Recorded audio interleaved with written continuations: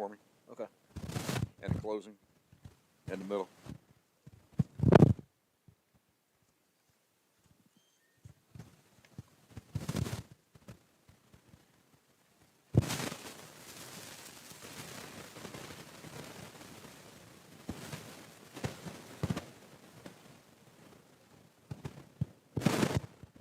Hey, good afternoon. Mark Richardson and Zach Reynolds ready for a little softball. That's all the intro I've got for you, Zach. Yeah, doubleheader. It's a little chilly out, but we're ready for some softball. Going to play 2 today. 2 good teams, by the way. Wabash Valley, I think, 3rd or 4th in the conference when I looked at, but Lakeland is 20-2. And number 1 in the conference. Warriors split with them early in the season. We'd like to get at least 1 today. I don't think that's how they're thinking right now, but one would, from our perspective, 1 would be a big deal. Stepping in to lead it off is their shortstop, Macy Prees, excuse me. And the first pitch, just a tad low for ball 1. It's Olivia Hemley back in the center circle for Wabash Valley. She usually starts game 1 of these doubleheaders, and last time I got to see her pitch against Southwestern Illinois, she was fantastic, and she gets a swing and a miss right there. Game time, we started at 1:51, so again, it's second time in a row we've been a little early getting going. Don't ever think about us when they do that, The 1-1 is fouled out of play. Got to watch out in the parking lot over there, and Hemmerly hitting the count, 1 ball, 2 strikes. Yeah, careful where you park here. Softball will break out a back window occasionally.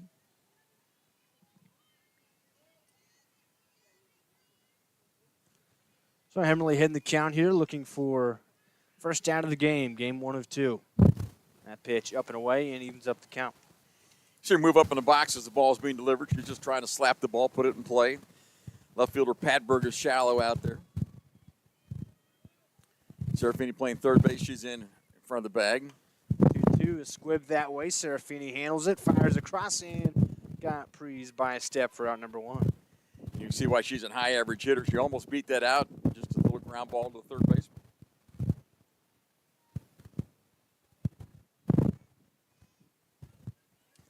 And we mentioned the fact that it's a little breezy and chilly today. We'll see how that affects this game. Both the offense and defensive end. First pitch is outside to Pangburn. Pangburn plays left for this Lakeland team.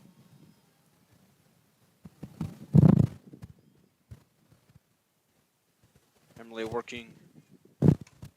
Gets this one popped up behind home plate and out of play. Just barely missed the roof. This is Danica Dix behind home plate, the battery mate of Olivia Hemmerly in game 1, as usual. So they're used to working together.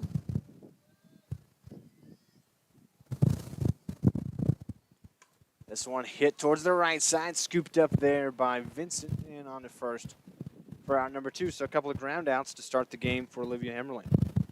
A nice start for her on the circle out there. Next, you have to face off against lefty hitter Kiera Johnson, plays first base for Lakeland, and she's one of, if not their most dangerous hitter in the lineup. Got to be careful. First pitch is low and away.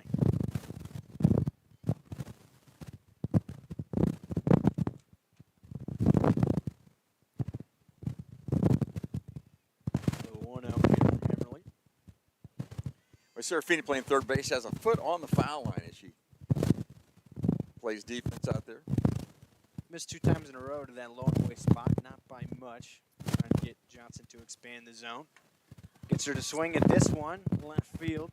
Pat Berg into foul territory, a diving attempt, and she makes the catch. 3 up, 3 down with a web jam to end the top of the first. Wabash Valley's first chance to bat when we come back.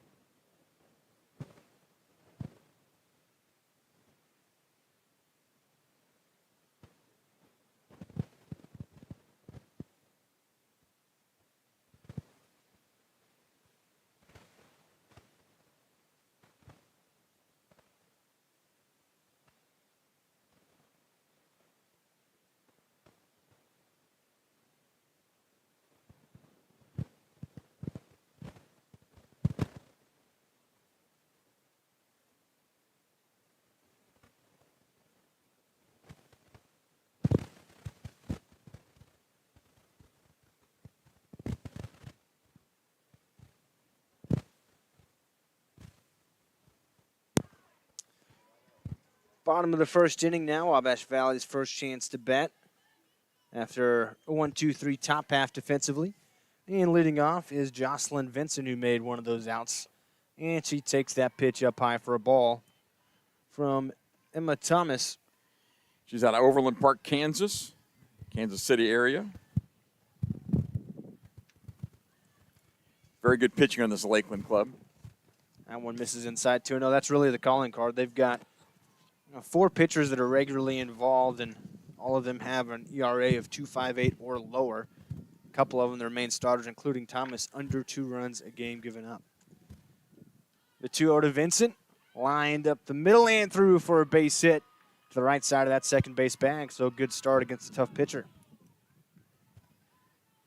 Hit the ball hard, just to the right of the second baseman. Got it right by her. Pitcher Emma Thomas, a 1.85 earned run average on the season. And she's started and appeared in 13 ball games, 60 innings, and 51 strikeouts.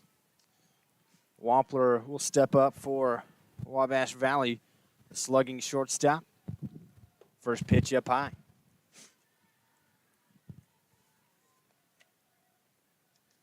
Against a team like this, you want to get out to an early lead if you can.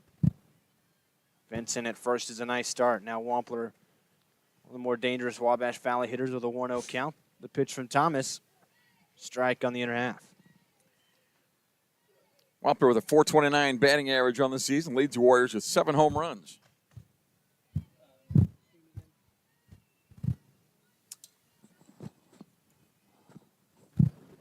One pitch from Thomas. Wampler takes it. Vincent will go on to second, and the throw is late. That one got away just enough from Rosenberry for Vincent to move up, and Wabash Valley with a runner in scoring position. All right, how'd you score that, Zach? Fastball? I think so. So a 2-1 count and a runner in scoring position just underway in the bottom of the first. Wampler a big hack, but misses at that one, 2-2. Looking to do damage there, Mark. And she can do some damage. You can look on top of the building out in front of us. There are baseball or softballs up there that Easton's hit on top of that building. Thomas with the 2-2. And strike 3 called at the knees. Wampler is out. So there's out number 1. Great pitch by Emma Thomas. Froze the hitter, Wampler. So now it's Ripley Anderson, the right fielder. She swings at the first pitch, hits it towards short. Prees is there. Throw a bit high, but Johnson corrals it for out number 2. Hit that ball hard, and it was an easy play for the shortstop.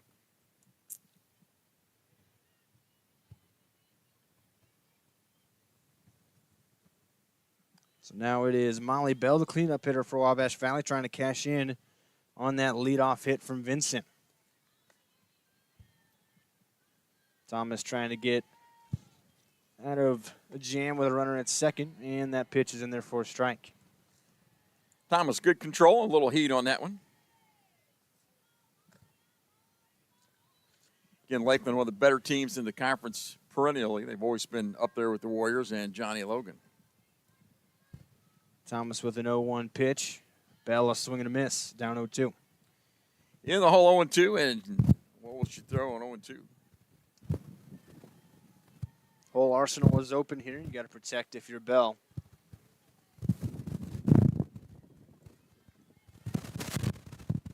Next offering from Thomas. This one's hit towards third and snagged right there by Martin for out number 3. Wabash Valley can't cash in a leadoff hit.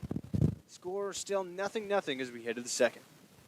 Are you living with chronic conditions or finding it hard to manage your health at home? If you're 18 or older, have a primary care provider through Wabash General Hospital, and live in Wabash, Edwards, White, or Lawrence County, our community paramedics can help. Get support in the comfort of your home, including follow-up care, home safety and medication education, vital sign checks, disease management support, and resource connections. Our certified paramedics will work with your doctor to provide non-emergent care to keep you healthy at home. Ask your WGH primary care provider for a referral to community paramedicine. New season, new ride. Steve Faulkner Automotive has F-150s with 0 down and 0% for 60 months and full-size Broncos to lease as low as $378 a month. Go to SteveFaulknerAutomotive.com. Spring is a great time for Jeeps. Get a Jeep Grand Cherokee L with 0% financing or a 2026 Jeep Wrangler. Lease for only $359 a month. Fresh pricing is waiting for you at SteveFaulknerAutomotive.com. The catcher, Madeline Rosenberry, steps up for Lakeland. Hemmerly pitched a 1-2-3 top half of the first, back out there looking for more of the same, working with her catcher, Danica Dix. And Rosenberry's first pitch is swung at. Serafini handles it. 1 pitch, 1 out here in the second. Serafini, nice job at third base. Took plenty of time that time, knew the runner, and eased the ball across. Seems like Lakeland wants to be aggressive, and Hemmerly so far taking advantage of that. 3 ground outs and a pop out to foul territory in left field. Game we lost early. They beat us 10-0 with Olivia pitching. It's Tara Yu, at the plate now, out of Peru, and she took a first pitch strike from Hemmerly. The next offering is outside. You say Peru, or Peru, Illinois? Peru, the country. There is one of those. Wind gusting here at Paul Schnarre Field. The 1-1 is inside. 2 balls, 1 strike. Lima, Peru. See, I do some research, Mark. Well, you know there's a Peru in Illinois and probably one in Indiana. They're all around. She's ahead 2-1 and flies this one into right field. Long run for Anderson, and she makes the catch at the line. Well, a couple outstanding plays in the outfield by the Warriors. Hatberg, the diving played in the first. Now a nice play by Anderson. That ball was in foul territory and a great catch.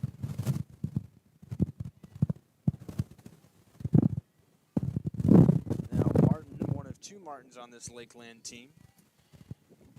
Out of Newton, Illinois. Takes that one for a strike.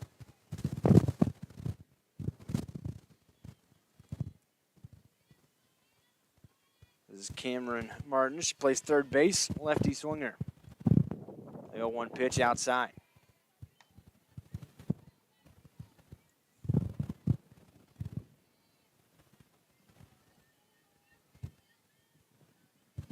I'm really looking for another 1-2-3 inning. It's a foul tip on that one. And she's ahead in the count. 1 ball, 2 strikes.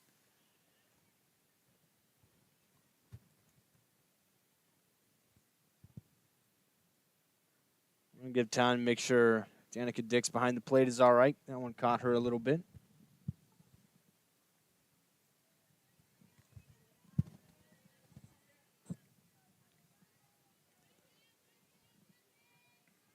Seems to be all right, and Hemmerly ready to go back to work.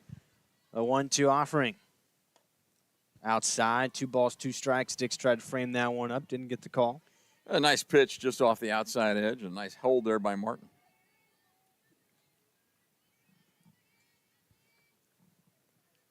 Now the 2-2.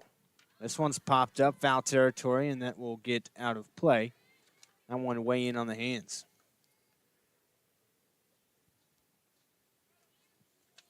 Again, this is a very good Lakeland team. Just 2 conference losses this season, one of them to this Wabash Valley squad. Trying to knock them off again here. 2 games to play today. 2-2 pitch, line towards center. Robinson right there to make the catch. 6 up, 6 down. Nice start for Olivia Hemmerly so far. Back to the Warrior bats on the other side. It's March Madness at Steve Faulkner Automotive. Get 0% for 60 months and up to $6,000 off Ram 1500s. Or drive a new Pacifica for less than $400 a month. Only at SteveFaulknerAutomotive.com. Steve Faulkner Automotive in Mount Carmel, Illinois has an outstanding service department. With free pickup and delivery, we'll make sure your vehicle runs perfectly at an affordable price. Come see us today or view our service specials at SteveFaulknerAutomotive.com. 811, if you're not familiar with that, it's a Julie program in the state of Illinois. It's actually nationwide. But that's a free service. The utilities take care of that. Customer wanting to dig or plant flowers or fence post or something like that, call that service, give us 2 business days, that's the law, 2 business days notice. We'll come out and we'll locate all the underground utilities in your area. It's Dix, McAfee, and Robinson duo for the Lady Warriors against Emma Thomas, a tough right-hander for Lakeland. Got a base runner in the first and a leadoff hitter. Vincent had a base hit, but could not bring her around. Now they'll bat here in the second. Dix goes first pitch swinging, pops it in the center. Brill had some trouble with it, but able to locate it and catch it for out number 1 in the inning. Wind certainly going to play some tricks today. Sun could play a factor as well in the outfield. We'll watch that all game long, all day long. Allie McAfee steps up, playing first base in this game for Wabash Valley. Open stance. Pitch from Thomas. Swing and a miss. Wabash Valley pretty aggressive here early. Both of the first 2 in the second have swung at the first pitch mark. Problem is you get behind a good pitcher like this, she's got a good arsenal and get you to go for stuff that you can't hit hard.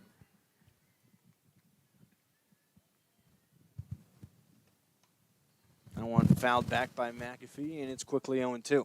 Right in on her hands that time.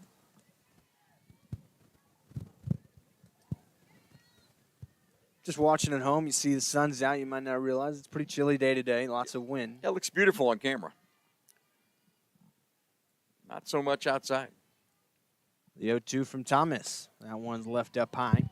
It's unusual. Mount Carmel almost always 70 and sunny, but not today.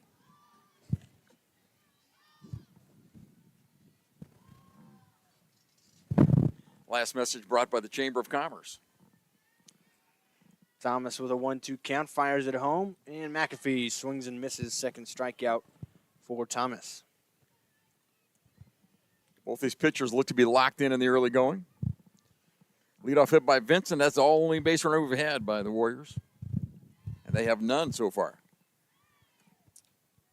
2 away in the bottom of the second. Emma Robinson, the center fielder, steps up for the Lady Warriors. She squared a bunt, pulled back. 1 ball, no strikes.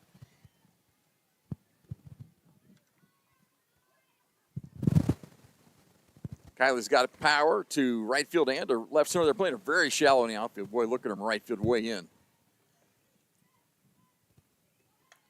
Bunts this one, a line drive, 1 hop for Prees. Throw to first, just in time for the out. Robinson got it down, could not bid out the throw. 0-0 heading to the third at Paul Schnarre Field.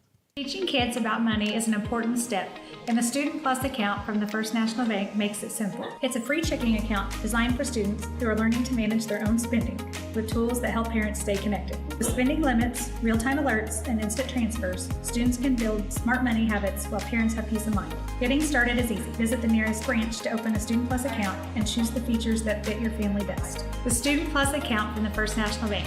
Parents choose the controls, students learn responsibility. Member FDIC. Hi, I'm Tony. I graduated Wabash Valley College at Mount Carmel, and it was the best decision ever.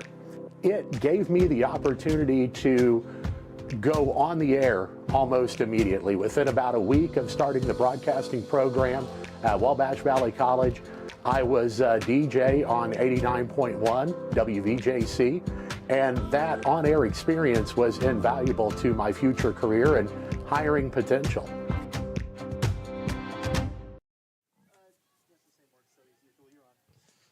Seven, 8, 9 due up for Lakeland. It's Logan Lillard here, the second baseman, and against Olivia Hemmerly. First pitch swinging, fouled off to the right side. Yeah, both teams swinging early in the counts against these good control pitchers. So far, runs are going to be hard to come by, it would appear, in this game. It's the way it's supposed to be. The 0-1 from Hemmerly. That one fouled straight back. Chased a high one there. And Hemmerly up 0-2. Outfield for the Warriors is much deeper than the Lakers outfield was. We have Patberg in left, Robinson in center, and Ripley Anderson out in right.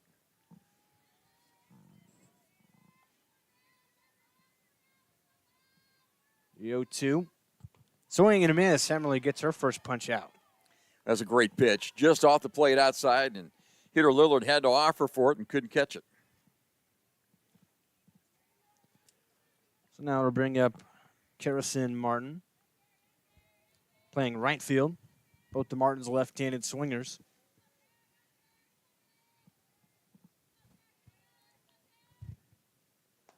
That's a strike on the inner half from Herrling. See Martin moving in the box as the pitch is being delivered. You think she's going to bunt. She may slap at it. Keep the infield nervous. Serafini in at third base. And bunts this one. It's in the air and just out of the reach of Serafini. Instead, it's just strike two. Nice diving attempt by Serafini there. We've seen some great Warrior defense already in each of the first 2 innings on the outfield. Pat Bergen left and Anderson right both made nice plays.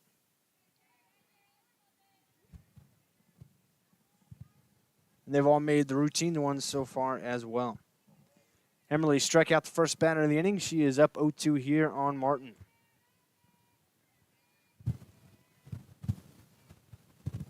This one slapped towards short. Wampler with it. And the throw across just in time. McAfee able to handle over there at first as well. A bang play at first. I thought she had no chance. Ball a little bit in the hole for Wampler. Strong throw across and just barely got her. According to the guy in blue, that's who we're talking to. So now to be the center fielder. This is Brill. She bunts at the first pitch, and that's foul. Well, you can see they just want to get on base somehow, maybe move that runner across. Faye Brill near the top of the Lakeland team in batting average. We reckon her speed has a lot to do with that. 403 average on the season, 62 at-bats. Up on the bat handle right now, hands apart. Tries to bunt again, it's foul again, and Himmerly up 0-2 in the driver's seat once more. Got a lot of confidence in her bunting ability. Everybody playing in, she's still going for it. If she bunts the ball, gets it by the third baseman, it's a hit. Serafini in 15 feet in front of the bag at third. And then coming in a couple more steps on the pitch as well. Everybody's kind of crashing. The 0-2 takes that one just outside. Another nice pitch by Himmerly just off the plate. Don't want to lax too much with somebody like the speed of Brill, but maybe not crash as hard if she didn't bunt that time around. Slaps that one into the Wabash Valley dugout just to stay alive. Yeah, stay alive in the dugout too, would you? They've got a fence all the way up there, but that ball snuck in the opening. Emily looking for a put-away pitch. Outfield very shallow for the Warriors. A 1-2 is outside. 2 balls, 2 strikes. Brill evens it up.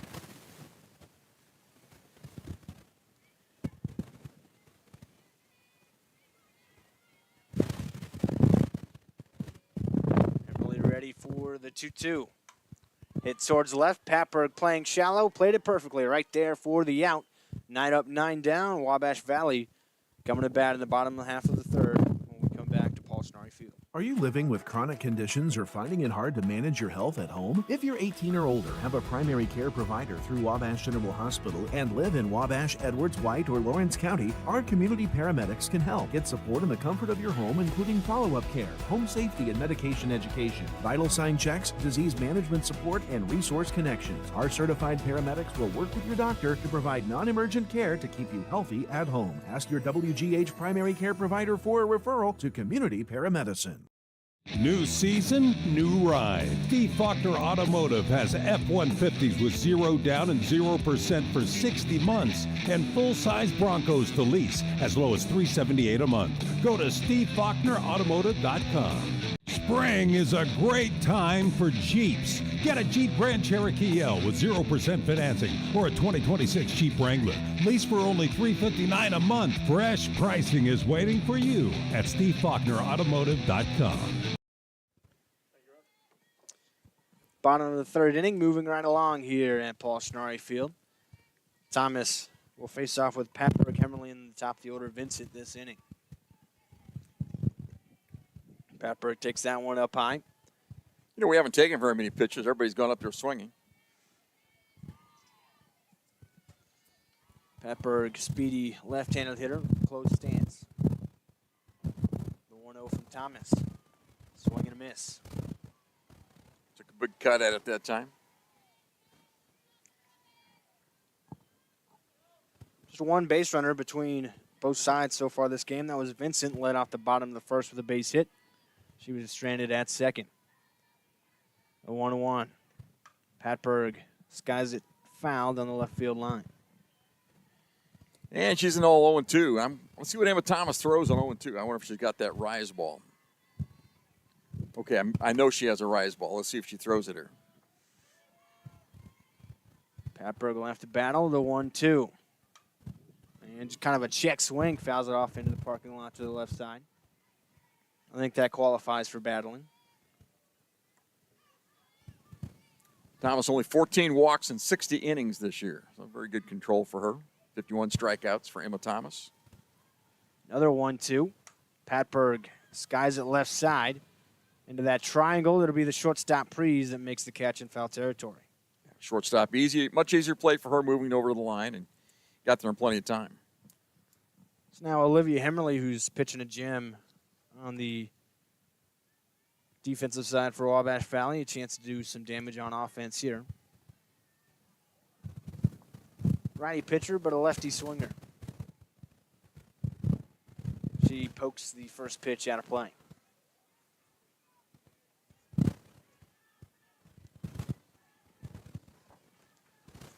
The outfield defense plays her the other way. Infield pretty in, especially at the corners here. The 0-1, that one skips through the dirt, and looked like Emily maybe was going to score around the bunt there, but didn't have to show much as that one was in the dirt all the way. Yeah, I think she's going to try to lay it down. And again, third baseman playing shallow, just get it by her to the shortstop, you have a real good chance. Got a pitcher to get it by as well. She's going to bunt again here, isn't she? A 1-1, and took that one up high. She was going to slap it at that time instead of bunt.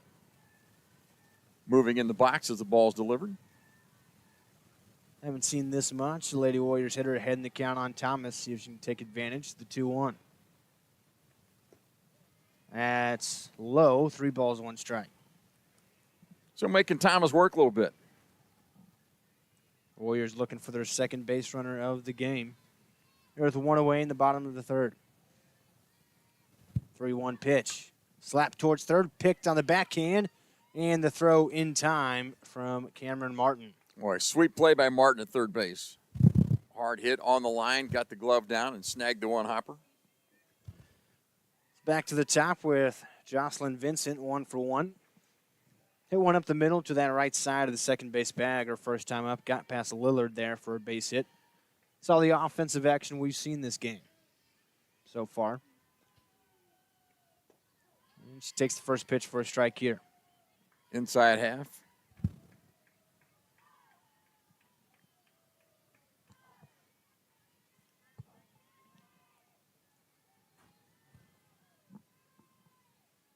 The 0-1. Check swing, and it curls foul. Starting out fair territory. I thought it might stay fair. So no balls, 2 strikes on Vincent. After being behind in a count and getting an out. Back to familiar territory for Thomas. She's ahead 0-2. Vincent takes strike 3 called on the outside corner. 3 innings and nothing on the board so far. We've got a pitcher's duel going heading to the 4th. 811, if you're not familiar with that, it's a Julie program in the state of Illinois. It's actually nationwide. But that's a free service. The utilities take care of that. Customer wanting to dig or plant flowers or fence posts or something like that, call that service. Give us 2 business days. That's the law, 2 business days notice. We'll come out and we'll locate all the underground utilities in your area and make sure that you know where you're able to dig and you can dig safely, and we're protected and you're protected that way.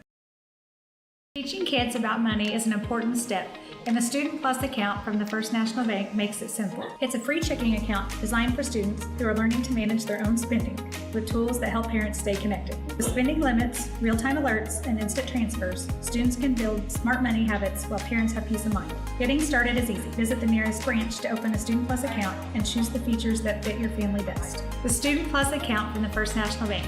Parents choose the controls, students learn responsibility. Member FDIC. Two of the top teams in the conference and the region battling today.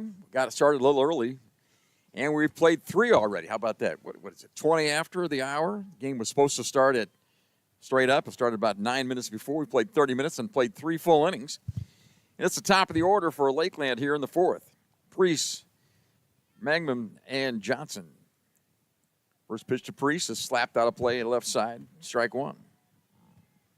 Danica Dix behind the dish for the Warriors. The third base is Mara Serafini. The shortstop, Easton Wampler. Jocelyn Vincent at second. And Kendall McAfee at first. Olivia Hemmerly been good so far on the mound, or on the hill, or the stretch, whatever that is out there, the flat spot. There's a strike called outside corner. Strike 2. And that ball was about as far outside as he's going to call a strike today, probably. Yeah, he's haven't usually got that corner, but that's what rung up Vincent in the bottom half of the third, was one right on that corner. That one's a little farther outside. Now it's 1-2. Emily's faced the minimum through 3. Just 1 strikeout. She's got a lot of weak contact, though. A number of ground balls, a couple of pop-outs. A couple nice plays by the corner outfielders for the Warriors. Here's the 1-2 pitch from Hemmerly. And that's outside 2-2. Priest, a .349 batter for the season. Has a home run, 17 RBIs. Leadoff hitter, so she's got good speed, no doubt, and slaps it out of play on the left side. Well, you have to try something different. She's just making contact up there, fouled a couple in a row. On the left field, Patberg is very shallow. Robinson about medium in center, and Anderson medium in right field as well. Kimberly has the signal. Here's the pitch. Line drive. Second, third baseman Serafini grabs it for the first out of the inning. Well, this is the way softball's supposed to be played. Up and down they go, and defense making good plays. When the pitching's good, it's easier to play good defense. Yeah, I mean, everything's been usually pretty weak contact. That might be the hardest hit ball we've seen yet from Lakeland, but Serafini right there, as sure-handed as ever at third base. First pitch fouled back to Allison Pangburn, and my scorecard doesn't read quite right. Fouls it back for strike 1. Right out to second her last time up. Ball popped in the air on the right side. Should play. Second baseman Vincent in foul territory goes over and makes the grab. Just out of our line of sight there. 2 up and 2 down. Now the hitter is Kiera Johnson. Big first baseman, hits .370 for the season. She has 5 home runs to lead Lakeland in that department. I didn't really check the breeze. I feel the breeze. I think it's blowing in today. Ooh, first pitch, outside corner, strike 1. Nice pitch. Both pitchers have been dominant so far. 3 or 4 balls hit hard, that's it. A 1 delivery, changeup, outside and low, 1-1. Well, they're both really pumping strikes and getting ahead in counts, and that just allows them to go anywhere with their offerings and keep hitters off balance. You fall behind in the count, and you become predictable. They've been able to avoid that so far. 1-1 pitch is just off the plate outside, 2-1. It's pretty clear what trying to do with Johnson here, keep everything away. Definitely has the look of somebody that if one leaks over the plate could send it a long way. You got to be careful. Young lady has good size to her, good strength. 2-1 pitch from Hemmerly. That's outside, 3-1. Neither pitcher has walked a hitter so far. And now Hemmerly will have to throw something inside on the plate to Kiera Johnson, the big first baseman. Here's the pitch. Popped in the air. That's going to be caught by the second baseman, Vincent, to her left. 3 up, 3 down. We played 3.5. Still waiting for a run. No scores to go to the bottom of the 4th. Back in just a minute. My name is Alexis Johnson. I'm from Brookston, Indiana, and I'm in the physical therapy assistant program at Wabash Valley College. Some of the hands-on activities we have in the physical therapy assistant program is we work on each other, getting that practice in the school setting, and then we also go to clinicals. We go out and work on actual patients with actual employees and just getting hands-on with your patients. After graduating, I plan on going back to my community, working in a hospital setting, maybe a nursing home, and just helping those people around me. Are you living with chronic conditions or finding it hard to manage your health at home? If you're 18 or older, have a primary care provider through Wabash General Hospital, and live in Wabash, Edwards, White, or Lawrence County, our community paramedics can help. Get support in the comfort of your home, including follow-up care, home safety and medication education, vital sign checks, disease management support, and resource connections. Our certified paramedics will work with your doctor to provide non-emergent care to keep you healthy at home. Ask your WGH primary care provider for a referral to community paramedicine. Emma Thomas gave up a hit back in the first inning. We've batted around since then, and she's retired 9 in a row. Now here's Easton Wampler leading off the fourth. Warrior shortstop leads us with a .429 batting average and 7 home runs on the season. First pitch from Thomas is taken a little too high. Ball 1. Zach, you can see this young lady, Thomas, likes to throw that pitch up. And nobody's able to get onto it yet. Maybe Wampler will be the one. A 1 pitch. Nice pitch and foul straight back. 1-1. Yeah, you're trying to get above the barrel there, get some pop-ups. If you adjust too much to it, you hit it right into the ground. That's the idea with that pitch. It's worked so far. And when you throw hard, you can throw up there. 1-1 pitch now to Wampler. Ground ball. There's a base hit in the hole. And the second left fielder comes in, charges, makes a nice play, and holds her at 1. So a leadoff hitter on for the second time today for the Warriors. Now batting is Ripley Anderson, the Warrior right fielder. Grounded out to the shortstop last time. They would love to turn 2 right here. So the heart of the order up with a runner at first. That's Easton Wampler over there. Wind blowing in today. There's a bunt in the air over the dugout for strike 1. I was going to mention, these base runners, let alone runs, have been so hard to come by in this game. I figure both teams, when they get their few opportunities in this game, they're going to start being pretty aggressive and trying to move them up any way they can. We saw it right there with a bunt attempt with one of their best hitters. Especially with nobody out here trying to move that runner along. And she looks to bunt again, puts it foul. Now it's 0-2. Well, you're right, but I wouldn't think about bunt with a 3-hitter up there. I thought they'll just go for it, but now they'll probably take the bunt off. Barry Pearson flashes the signs from third base. He's the assistant coach. Jade Montgomery coaching down at first base. Warrior head coach. 0-2 on the hitter with 1 out and 1 on. Here's the pitch. Ground ball up the middle to the pitcher. To second for 1, and she dropped it, and they're going to say no. She did not catch the ball. So that's going to be a fielder's choice. And Wampler moved up to second. Now the Warriors have first and second. Nobody out, and Molly Bell, the cleanup hitter, steps to the plate. You make that a fielder's choice. You call that an error on the pitcher? Fielder's choice and error on the pitcher is what I would call that. Yeah, I think you're right. Bell bunts it to third base. Picked up by third baseman, throws to first. There's your out, and the sacrifice is good. Now the Warriors have second and third with just 1 out. And that was textbook right there from Bell. Dented it, but got it far enough where the third baseman has to make the throw or only play to first. This is a prime opportunity for Wabash Valley in a game where you're not going to get many of them. Got to take advantage right here. Danica Dix has the opportunity for Wabash Valley. First pitch to her. She bunts the ball right back to the pitcher, and they look everybody back, throw to first, and that ball gets by, and here comes a run to score. Another run turns at third, and she will be held there. Now, they're going to say she's safe at first base, and again, how are you going to score that one, Zach? Well, here's the main thing. Wabash leads 1-0. Well, that's an error on the pitcher as well, and that one is the textbook cliche of baseball and softball. You put it in play, and good things will happen. You put the pressure on the defense there. She could have thrown anywhere and would have had a runner dead to rights. Got a little confused, decided to throw to first, and made a bad throw because she took too long to process what she needed to do. Kendall McAfee at the plate now, trying to add on to the Warrior 1-run lead, and hits the ball up the middle. That's down for a base hit. Here's the second run of the inning scoring, and Wabash Valley leads 2-0. What a nice, solid base hit by McAfee for an RBI. First and second now for the Warriors, and Wabash leads 2-0. Again, last time we played these guys, they beat us 10-0 in the opener. Himmerly gave up 10 hits, I think 5 walks. There were 3 errors on the Warriors, but much different today. Well, the way she's pitching so far today, you like these couple of runs. Of course, you want as much insurance as possible. Hitter now is Kylie Robinson. She's slaps at it and misses for strike one. And going back to that bunt by Dix, I just don't think that they were prepared with a runner at second and third for them to bunt.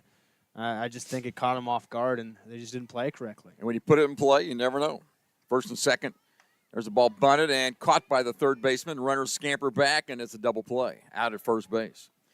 So Robinson out on a line drive bunt to the third baseman for the second out. And getting picked off first base was McAfee. The play goes 5-3 to end the inning. Here's the good news, though. The Warriors in the inning score a run. They do it on 2 base hits, and they leave a runner on. We lead 2-0, Wabash Valley 2, Lakeland 0, going to the top of the 5th. New season, new ride. Steve Faulkner Automotive has F-150s with 0 down and 0% for 60 months and full-size Broncos to lease as low as $378 a month. Go to SteveFaulknerAutomotive.com. Spring is a great time for Jeeps. Get a Jeep Grand Cherokee L with 0% financing or a 2026 Jeep Wrangler. Lease for only $359 a month. Fresh pricing is waiting for you at SteveFaulknerAutomotive.com.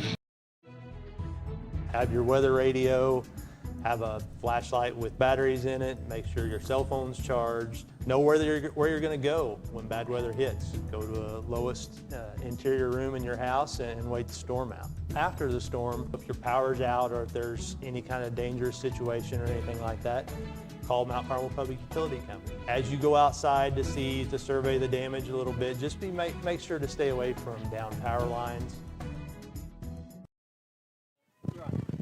Top of inning number 5 for Lakeland. They trail it 2-0 to Wabash. Wabash got a couple runs in the 4th. Olivia Himmerly brings the first pitch in, and that is on the inside corner, strike one. If you're Hemmerly, you just keep doing what you've been doing. Now you got a lead to work with, and only a couple of runs, but the way she's pitching, that could be enough. Rosenberry hitting. Ground out to third her last time up. Nice play by Serafini over there. Ooh, that's sitting on the outside corner. That perfect pitch, and Dix caught it right in there. Strike two. Now you can really go anywhere. You've caught the corner on the inside. You catch the corner on the outside. Probably could get her to expand here, not wanting to strike out looking on another corner. 4 home runs for Rosenberry. She's got some pop at the plate, and she swings and misses at a pitch just outside for the second strikeout of the day for Olivia Himmerly. Beautiful pitch.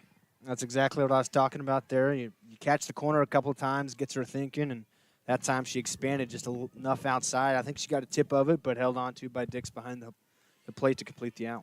Alessandra Tarulla out of Lima, Peru will now bat. And there's a line drive to left, and Packberg comes in and can't make it. Can't make the catch. She dove for it. And I'm going to call that a base hit to left. That was a hard hit. First hit of the day. A really good effort. That's a sinking line drive. And ended up just kind of handcuffing Packberg there. Couldn't hold on. Now here come the Martins. This is Cameron Martin, third baseman, will step in. She's a slap type. They play her very shallow at third. They will try to put the ball in play here somehow. Ball popped out of play, strike one. Tough chance for Packberg. She read it well and went off the heel of her glove out there. I guess we'll score that a hit if we go through 7 innings with no more hits. We'll call an error at that point. Runner at first, 1 out now for Lakeland. Trying to do some damage, try to get a couple runs back. Warriors got 2 in the bottom of the 4th. Strike call. 0-2 now. And Cameron Martin, one of the Newton Eagle players from years past. Next pitch, foul tipped and dropped by the catcher. Now, when I say dropped by the catcher, I don't mean it was a bad play. I mean it hit her glove and it fell out. That's all you can do on a foul tip. No reaction time back there. Leading from first is Tarulla. Got that base hit. There's the next delivery. That's a little too far outside, 1-2. Boy, Himmerly's had great control, hasn't she? Yeah, and when she's missing, for the most part, it's because she's wanting to. It's because she's ahead in the counts and trying to get a chase. See if she comes inside now in 1-2. There's the pitch. Sits outside again. Ground ball back to the middle. Himmerly will go to second for a 1. No play. So on the fielder's choice, Martin will reach. And Tarulla is wiped out on the bases. Play went 1-2-4 for the second out of the inning. Now brings up Logan Lillard, the second baseman. Lillard, a .286 season average. Runner at first base with 2 out now. We're not able to move that runner. There's a pitch taken on the inside corner for a strike. Umpire very consistent back there. Having a good game, as are both pitchers, really. Himmerly's been outstanding. We're in the fifth. Wabash leading 4-2. Next pitch, ground ball in the hole between short and third. That's a solid base hit. Second of the inning. We have runners at first and second now with 2 outs. Now, Carrison Martin, the right fielder, will step in. Another left-hand hitter from Newton. Where's number 12? Tying runs are on base for Lakeland here in the 5th inning. This game has moved right along. Playing 2 today. Paul Schnarre promised to come for the second game. He better hurry. Yeah. First pitch is taken outside corner, strike 1. Himmerly has been very good on that outside corner to left-hand hitters. And there's a lot of lefties in this lineup from Lakeland, but it has not affected her at all. 0-1 count now. And looks at the wristband, has the sign. And that's just off the plate, outside 1-1. And again, we talked about her control. That's where she wanted to throw that ball, just off the plate. A nice job by this hitter, Carrison Martin, who didn't go for it.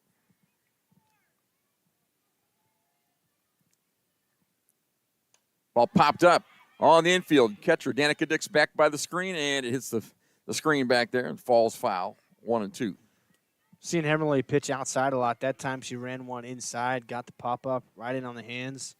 But that one stung a little bit too, especially on a chillier day like today. About 53 degrees right now in the deep freeze. Chillier than we like anyway, but sunny, able to play. That's good. 2 outs, 2 on. 1-2 on the hitter. Ground ball to short. Staying down as Walper throws across for the final out of the inning. Well, nicely done by the Warriors. 2 base hits in the inning, 2 runners left on base. Go to the bottom of the 5th. Wabash Valley leads it 2-0. Teaching kids about money is an important step, and the Student Plus account from the First National Bank makes it simple. It's a free checking account designed for students who are learning to manage their own spending with tools that help parents stay connected. With spending limits, real-time alerts, and instant transfers, students can build smart money habits while parents have peace of mind. Getting started is easy. Visit the nearest branch to open a Student Plus account and choose the features that fit your family best. The Student Plus account from the First National Bank. Parents choose the controls, students learn responsibility. Member FDIC. My name is Jacob Fiskus. I'm from Abilene, Illinois, and I'm a part of the Ag Business Program here at Wabash Valley. I grew up on a row crop operation and also grew up showing cattle at the state and national level. Collegiate Farm Bureau here at Wabash Valley. We went to the Farm Bureau annual meeting in Chicago, so we got to network with a bunch of different people, and we accepted the Chapter of the Year award through Farm Bureau, so that was really fun. There's a lot more in the agriculture industry than I ever imagined, and coming here has kind of helped me to learn about some of those things. This is where I felt the most comfortable, and I'm glad I made the decision. Bottom of the 5th inning, Wabash Valley leading 2-0 over the number 1 team in the region, Lakeland Lakers. It'll be Selby Patberg, Olivia Himmerly, and then Jocelyn Vincent for the Warriors. 8-9-1 if you're scoring at home. I'm sure you are. And first pitch of Patberg just about bit her in the cheek. Ball 1. We've talked a couple of times that it's chilly here. It's pretty windy, too. We think wind may be blowing in a little bit, and so we've seen a lot of small ball instead. Been fun, hasn't it? 1-0 pitch from Thomas. That's outside corner strike. Same pitch we've been getting on the defensive side. That's a good pitch. 1-1 now to Patberg. Just trying to put it in play, get on base somehow.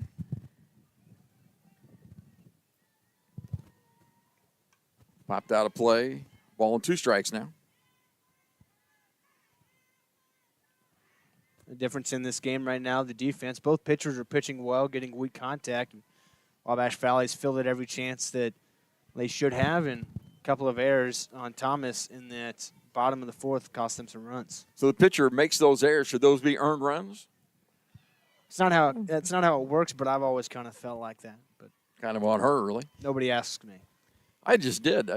I'm the only guy that ever asked. 2-2 now on the hitter, Patberg. Nobody out for the Warriors in the 5th. Next pitch from Thomas. Up and in. 3-2. Patberg, a nice tough at-bat here, trying to set the table. You always take insurance runs. You expect the team as good as Lakeland to 20-2 in the conference did not go away lightly. 3-2 pitch, ground ball up the middle. Thomas has it, knocks it down, throws, and she's going to be safe at first base.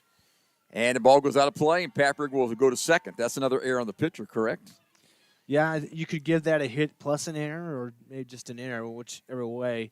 She kind of bobbled it a little bit on the fielding. I don't know if you want to give that an error or not, but Patrick would have been safe either way, but the throw going over the head allows her to move up a base. Well, we'll score that just like you talked about. We'll call it a hit, off her glove, and then an error on the bad throw. So runner at second now with nobody out, and Olivia Himmerly will be up there. She will probably bunt the ball. Number 9 hitter for the Warriors. Grounded out to third her last time. First pitch to her is bunted toward third base. Beautifully bunt. Picked up there. Throw to first base. And she's safe. That's a base hitter. Comes a run to score. And she's in. An RBI. Nice job by Olivia Himmerly. Got the perfect bunt down. And Patberg streaks in from second base with the third run of the game. That was exciting. That was a beautiful bunt. I mean, you could teach that on tape anywhere across the country, how to lay down a bunt perfectly. And then Patberg, that's all hustle and pure speed right there. And Barry Pearson at third base, sent her home. Gutsy call with nobody out. 3-0 Warriors now, and we're back to the top of the order for Jocelyn Vincent. And ball bunted toward first base, picked up by the first baseman over to first base for the out. The sacrifice is good, and Himmerly moves up to second base. And the Warriors doing a lot of bunting today, moving players around. And why not, right? You've seen them be rattled a handful of times now on ground balls, or bunts that the pitcher has to handle. Keep putting that pressure on them. Now Easton Wampler with the runner at second, and the pitcher is inside and low, ball 1. No, I wouldn't have Wampler bunt. I'd probably just tell her, hey, go do that thing where you hit it up on the roof. She's done that 7 times in the season so far. And inside 2-0. I don't think they're going to throw her anything good to hit here. She's such a good hitter, and you got an open base at first. She leads Wabash Valley in most, if not all, hitting categories. She plays shortstop. She catches as well. Probably see her do that in game 2. Now, the umpire's talking to the dugout. I'm not sure what they're talking about down there. They've been a little vocal. I don't know what they could be vocalizing about to you. Here's the 2-0 pitch to Wampler. That's up and in, 3-0. Looks like Lakeland's starting to get somebody warm down the right field line. I think they're just trying to make sure everybody out there is safe. They got somebody now out there, I believe. I got you. With a glove and a helmet, making sure nothing gets there. Runner second with 1 out in the inning. Here's the pitch to Wampler, and that's too low, ball 4. That's just about an intentional walk. First walk of the day issued to the Warriors. And Wampler turns the dugout, tries to keep them fired up. I mean, it's a sport of momentum, just like any other. And right now it's on the side of the Lady Warriors. And you're down 3-0. And right now, Olivia Himmerly's pitching so well, they can't afford to give up any more runs. And their coach is out there to kind of settle them down a little bit. I think he's going to get that accomplished. Now, Thomas, she is really their ace. She's a fantastic pitcher this season. And, again, it's not like she's given up a bunch of rockets. The defense, including her own, has kind of been the reason for some of these runs. But it is worth mentioning, anybody they bring into pitch has been really good this year, including out of the bullpen. Yeah, their highest earned run average is 2.58. We don't have anybody with that kind of earned run average for the Warriors. Gracie Hines is our best at 3.13. Pitch is low. The hitter is Ripley Anderson. Reached on a fielder's choice last time.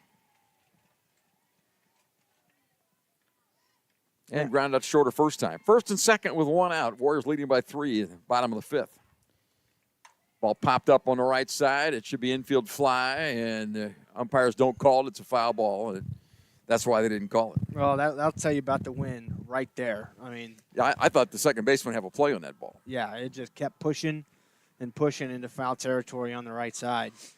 And it was Anderson. You mentioned that fielder's choice. That's what really got everything started for Wabash Valley in the 4th.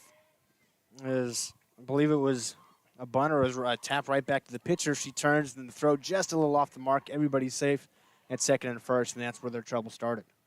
Ground ball short to her right. Throws across, and safe. She pulled her off the bag. That's a base hit. Base is loaded. Himmerly goes to third on the play. Wampler advances to second. Hitter Anderson reached. Call that a base hit. The ball's in the hole. Tough play. What do you think? Why not? I'm a hitter at heart. Molly Bell at the plate with the bases loaded and 1 out. They're going to try to take the bunt away here. Bell, a fly ball would mean a run for the Warriors. Right up the middle. That's a base hit. It snakes through. Here comes 1 run. Here's another. 5-0 Wabash Valley on the base hit. And runner advances to third. Throw there. She's safe. And Bell scampers into second on the play. Well, Lakeland has gone to pot, haven't they? Started throwing the ball around a little bit. Big play there by Molly Bell. 2 RBIs on the base hit up the middle. Just put it in play, hit it through the hole, and Warriors lead 5-0. Well, these Warriors players, Mark, they're just in a flow state now. I mean, they're doing everything right. They're taking the extra bases when the throw goes somewhere else. They're just doing everything right as a team right now to keep the pressure on Lakeland. That's another error, the third of the day for the fourth of the day for them. That's a lot. And managers out there, they're probably going to change pitchers here, correct? That's the way that's played. I believe that's the way it is. I'm not sure. Too bad Paul Schnarre is not here. He knows all those things. Presley, is that right? Second visit of the inning is an automatic new pitcher or not? Not in this game, it's not. She'll stay out and pitch a little bit. So I guess we learn as we go. Nope, they are, yeah. Emma Thomas, you're right. There is a new pitcher. This will be Cassie Feld, number 27, lengthy right-hander. Say what we can about her. Feld out of Chatham-Glenwood High School, just south of Springfield, Illinois. And she has the 2.58 earned run average on the season. Thrown 35 innings, so she's got a lot of innings with 27 strikeouts. She inherits the second and third jam, and the Warriors leading 5-0 with 1 out in the inning. Things have gone the Warriors' way. Base running has been excellent. Good bunting, good running, and timely hitting. Last one was a 2 RBI base hit by Molly Bell. Just hit it right up the gut. The ball was not hit that well, but just in the right spot. Well, and that's another one where the base is loaded, the infield's in a little bit, trying to cut somebody down at home plate. So she had it just well enough to get it right through up the middle. And I think maybe, you were calling for perhaps a bunt there. I think they were maybe thinking the same thing, and Bell just served it right back where it came from. We talked about it before. Just put the ball in play. And Lakeland, uncharacteristically, has made 4 errors on the day by my book.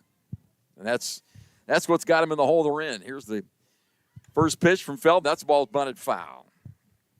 Hitter is Danica Dix at the plate. And again, they have not proven that they can defend this bunt the correct way in this game. And so you just have to keep putting the pressure on them. But they can. They're a very good ball club. They're 20-2 in the conference. You don't get there if you can't take care of the defense. Next pitch is taken, and that's called a ball. And umpire hears a little bit from the Lakeland bench that time. That's definitely up and away. I think maybe the Lakeland bench thinks that Dix didn't get the bat back in time, but that was the call. 1-1 count to Dix. Here's the pitch. That one's right there for a strike. Well, again, you need Dix to put the ball in play here with second and third and 1 out. Just put it in play. The infield is shallow right now. They're playing for the play at the plate on the ground ball. Pitch to Dix. Line drive up the middle, another base hit. Here comes run number 6. Here comes the throw to the plate, and she'll make it as well. 7 runs in for the Warriors. Another 2 RBI base hit, that one by Danica Dix. So the 4 and 5 hitters for the Warriors, both of them with runners at second and third, have pushed him across. Dix reaches on the solid smash. That ball was well hit. And Warriors have scored 5 times here in the bottom of the 5th inning. Now hitting is Kendall McAfee. She's the 8th hitter of the inning for the Warriors. Just 1 out so far. Here's the pitch. Ground ball in the hole. Shortstop makes a nice grab, throws across, and that's a pretty play for out number 2. Shortstop Prees made a play to her right, came up with a strong throw. Took her time, made a nice play. When the ball was hit, I thought it was through, Zach. It's the bottom of the 5th here, Mark, in a 7-inning game. We're 1 run away from 8-0. I believe that would be the run rule. Robinson can come through here. Kylie Robinson pops it up on the left side. Martin over by the dugout, and we will play another inning. She catches it for the final out of the inning. But in the inning, the Warriors score 5 times. And they do that on a couple base hits, 4 base hits, and they leave a runner on base. We go to the top of inning number 6. It's Wabash Valley leading 7-0. Back in a minute. Are you living with chronic conditions or finding it hard to manage your health at home? If you're 18 or older, have a primary care provider through Wabash General Hospital, and live in Wabash, Edwards, White, or Lawrence County, our community paramedics can help. Get support in the comfort of your home, including follow-up care, home safety and medication education, vital sign checks, disease management support, and resource connections. Our certified paramedics will work with your doctor to provide non-emergent care to keep you healthy at home. Ask your WGH primary care provider for a referral to community paramedicine. New season, new ride. Steve Faulkner Automotive has F-150s with 0 down and 0% for 60 months and full-size Broncos to lease as low as $378 a month. Go to SteveFaulknerAutomotive.com. Spring is a great time for Jeeps. Get a Jeep Grand Cherokee L with 0% financing or a 2026 Jeep Wrangler. Lease for only $359 a month. Fresh pricing is waiting for you at SteveFaulknerAutomotive.com. Top of the 6, it'll be Brill leading off. She's the 9-hitter against Olivia Himmerly. The Warriors, by the way, had 5 hits in that inning and scored 5 times, leading 7-0. And this is the best team in the conference. First pitch is taken outside corner, strike 1. Well, she's loved that outside corner today on these left-hand hitters. Johnny Logan comes here on Thursday, another good team. And to use that outside pitch, too, you got to trust your defense. You expect it to be hit there some, and her defense has not let her down at any point yet. Pitch is high. 1-1. Brill have the .403 batting average. And takes a pitch that's low and outside. 2 balls and a strike. Himmerly just has not given in to these hitters. Continues to spot the ball where she likes. Warrior defense, very shallow. Wampler at shortstop in. Even when a little ahead of the baseline for this number 9 hitter with the bats ball popped on the left side. Brill uses the Ty Cobb batting stance. You see that? Their batting grip, hands apart. She's trying to hit it the other way, and Hemmerly's trying to get her to hit it the other way. When she's pitching outside, she trusts her defense, especially on that left side of the field, to make the right play. Here's a 2-2 pitch, and it's taken. Strike 3, got her looking on the outside corner. First out of the inning. Well, I don't think you can be surprised he called it a strike. He's been there all day long. That's all you want, too, from an umpire. You just want consistency, and he's been that. Back to the top of the order. It's Prees. The shortstop will bat from the left side now. Ball popped out of play. Foul ball. Strike 1. A lot of souvenirs in the parking lot today, Mark. Yeah. Everything over on the left side. That's where the ball's being hit. 1 out in the 6th. Warriors leading by 7. Just outside by a minute amount. 1-1 on the hitter now. Olivia Himmerly with a masterpiece today so far. Popped out of play left side. 1-2 now. Himmerly gave up 2 base hits in the 5th. She was perfect until then. Yeah, she's been fantastic. They didn't allow that to hurt her any, and then the offense came back out in the bottom half, got her 5 more runs.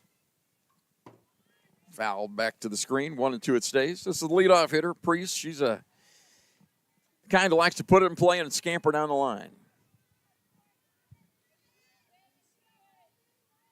This young lady has 25 stolen bases and 27 attempts this year. She can run. Keep her off then, ideally. Good idea. Throw a strike here. The ball line drive. Third baseman Serafini grabs it for the 2nd out of the inning.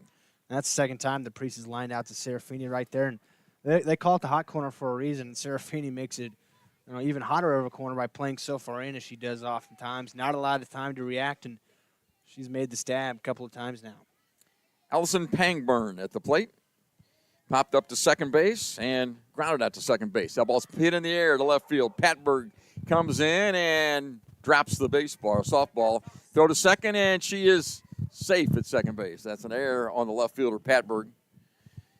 And Pangburn reaches on that error. Again, wind blowing in. Maybe the shortstop might have had a better play, but Patberg called her off and makes the play. And we've seen it move so much left to right like that and moving in from left field and got the glove on it, just couldn't squeeze it. First error of the day against the Warriors. Let's see if they can capitalize on that now with Johnson at the plate. She fouls it back, strike one. The way this game's played, you make an error, it really opens up the gates a little bit. But there are 2 outs an inning. If you're pitching, all you got to do is get this hitter. Kara Johnson, first baseman for Lakeland. Swing and a miss, strike 2. Again, Himmerly's control has been pinpoint today. I think knowing how the wind is, you can be a little bit more aggressive against Johnson. You know, probably not going to pull one out. It'd be hard to keep it fair in today's game. Fouled back. 0-2. Johnson is their home run leader at 5. 24 RBIs in the season for her. Followed by Rosenberry, who has 4 home runs and 27 RBIs. So that's the meat of the order for Lakeland.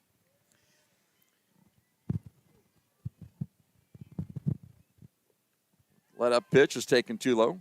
1-2. It's a nice pitch. Okay, so far every pitch has been on the outside corner against this hitter. That was low and away. It's slow and away. So now maybe bust her inside. I think so. I think that's the way to do it again. But she's the power hitter. Outside again. 2-2. What do I know about it? She got ahead 0-2 there, so a couple times she tried to get that chase, low and away, didn't hit. Now might change things up. Ball popped up in the air. Robinson in the sun field. And center field looks up, can't find it. Left fielder comes over, and that's a base hit that falls in front of Pat Bergen. I thought it was hit dead to center field. That ball blew all the way across the left fielder. And they score a run. Evidently, the wind is shifted a little bit here. I mean, either way, it's playing a lot of tricks in the outfield right now. So Johnson gets the RBI base hit. Now it's 7-1 in favor of Wabash Valley. That ball was tough, and the hitter now is Rosenberry, the catcher. She's got some pop at the plate. 1 on, 2 out now. And that ball hit her. Up and in, and it got her. She'll go down to first base and runners at first and second now. And I wonder if we won't have a visit by our manager right about here to go out and make sure Himmerly's okay. Nothing hurt. I mean, those 2 fly balls were just little fly balls. Nothing hurt there. One of them scored.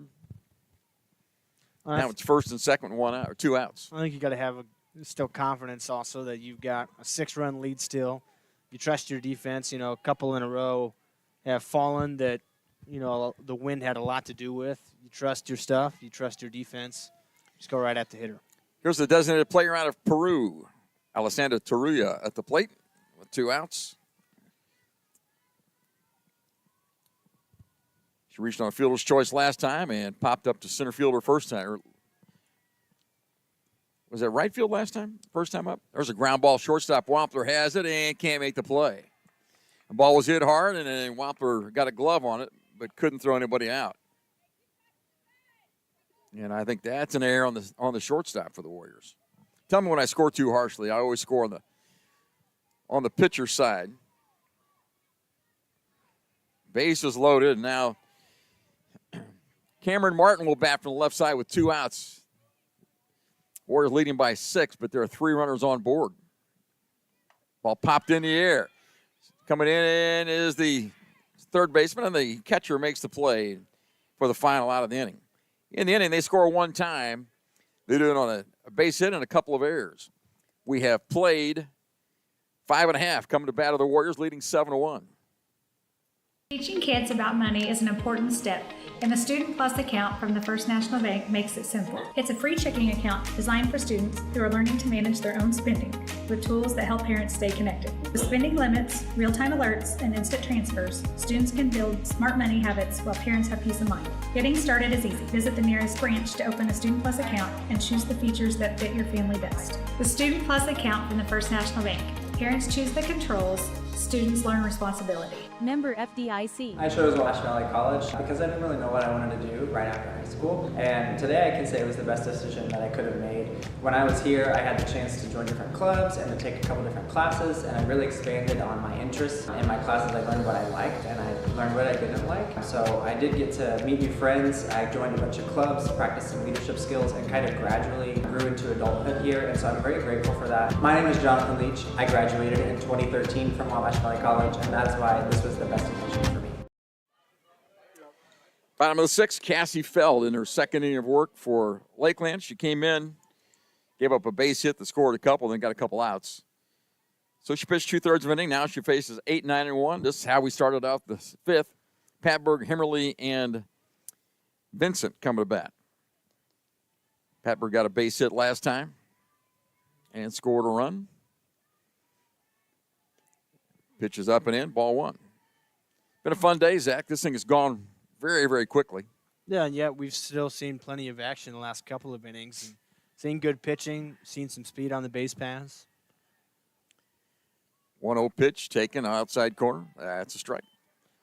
Oh, Patberg, we mentioned last time, reached, moved up to second on an error on that play, and then she scored from second on a bunt. It tells you the kind of speed she has. And there's a bunt attempt and a strike. Strike two. 1 ball, 2 strikes now on Selby Patberg, Mount Carmel native, leading off for the Warriors in the bottom of inning number 6. Playing 7 innings today. We'll play 1 right after this. Take about a 25-minute break or so and be back with another one. 1-2 delivery on the way. Hit in the air toward left. That ball is caught by the left fielder. Nice play by Pangburn out on left. That ball's tough, but it was hooking toward her, and she made the nice play. Yeah, just stayed up enough off the bat. I thought that'd get down in front of her, but hung up there enough, and Pangburg read it all the way. Himmerly had a base hit last time up and scored a run. Nobody on, 1 out here. Bottom of the 6th inning, she runs up on a ball, takes the ball for too high for ball 1. Run up, you know if she's going to bunt or slap. Shortstop Priest has her hand behind her back, giving a signal to the outfielder what she's going to do. Here's the pitch. Slap toward the left side. Third baseman picks it up, and Martin throws her out. Nice play. Second out of the inning. Okay, our pitcher just ran to first base on that play. So if you're the hitter, Jocelyn Vincent, do you owe her a take or two here to get her situated before she goes back out to throw? I think that could be in play. I think in the old days of baseball, that certainly was more something that you would do than necessarily in softball. They get ready pretty quickly. First pitch from field is just off the plate outside, ball 1. Jocelyn Vincent led the game off with a base hit. Made a good sacrifice bunt back in the bottom of the 5th inning. 1 for 2 on the day. Next pitch to her, right up the middle, and there's a ground ball. Second baseman has it, picks it up, and booted it and lost it. It's an error. And Vincent reaches on the air. Boy, normally at this level of softball, there just aren't many errors. And again, we want to point out that these are 2 of the top teams in the region and the conference. I mean, this is very uncharacteristic. That's the 5th error today by my book. Could be just 4, but by my book, 5 on Lakeland. Now the hitter is Easton Wampler. And first pitch is taken outside corner on a changeup, strike 1. And when you got 2 outs, you especially do not want to commit an error, a free pass of some kind to get to the most dangerous hitter in the order. 0-1 pitch, and that's the pitch is just above the strike zone, 1-1. This young lady, Cassie Feld, does a nice job for them in relief. Out of Chatham, Illinois. Long, tall right-hander. Ground ball up the middle for Wampler. Taking the turn at Vincent at second. She'll hang on to the bag there. It's another base hit for Wampler, her second of the day. Now it's first and second with 2 outs, and the hitter is Ripley Anderson. Anderson got a base hitter last time up.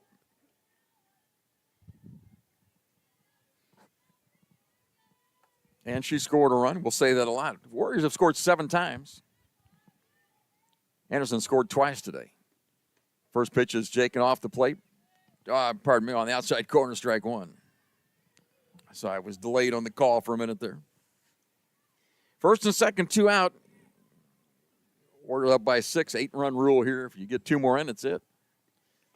Up and away, 1-1. Molly Bell on deck for the Warriors.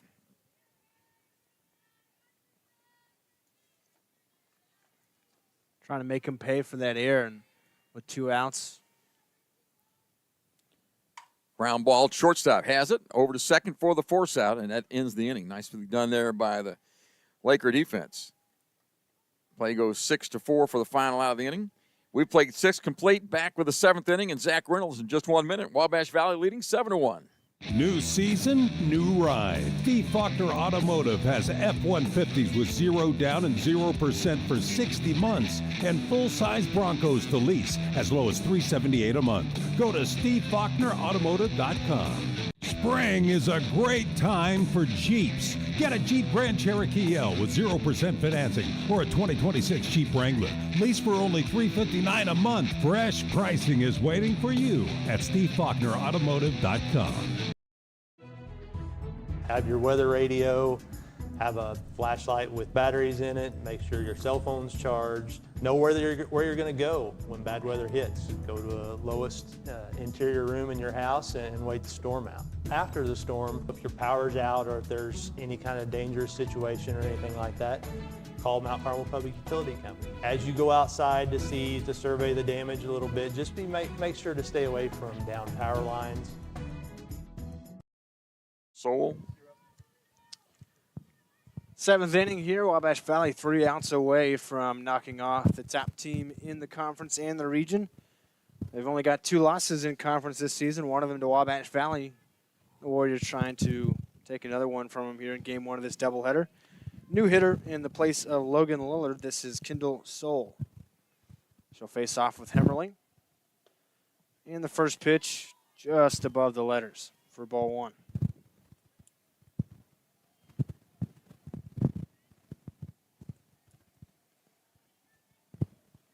The 1-0. That's in there for a strike. That makes sense to me. Soul would come up here down by 6 runs in the last inning and take a strike. Hemmerly allowed just 2 hits, just the 1 run. Hemmerly having a little equipment problem there with the Geiger counter. It's not a Geiger counter, it's something like that, though. Trying to make sure everything's just fine, get these last 3 outs. Open stance for Soul. It's a 1-1 count. Hemmerly, the next pitch. Popped up into the outfield. That one could be trouble. Instead, Vincent makes the catch over her shoulder. That one was a really nice play. Yeah, what a nice play by Vincent. That ball was to the outfield. That was to the right fielder, but the wind blew it, carried it back in, and Vincent has made 3 nice plays on fly balls at second base.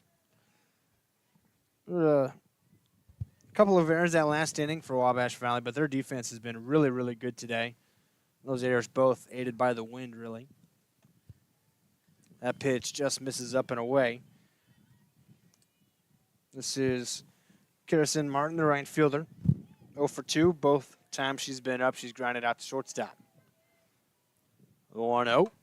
This one up the middle. Hemmerly has it herself. On to first, a perfect throw, and they're 1 out away from a victory in game 1 of the doubleheader. Well, Hemmerly played that very well, got in front of it, got the glove down, took her time. Nice throw. And we'll have a new hitter as the last hope for Lakeland in this game. This is Bree Tomlinson hitting in place of Brill. Tomlinson, another left-handed swinger. Trying to get a new look out there. If she's able to reach, it'll be a new hitter at the top of the order as well.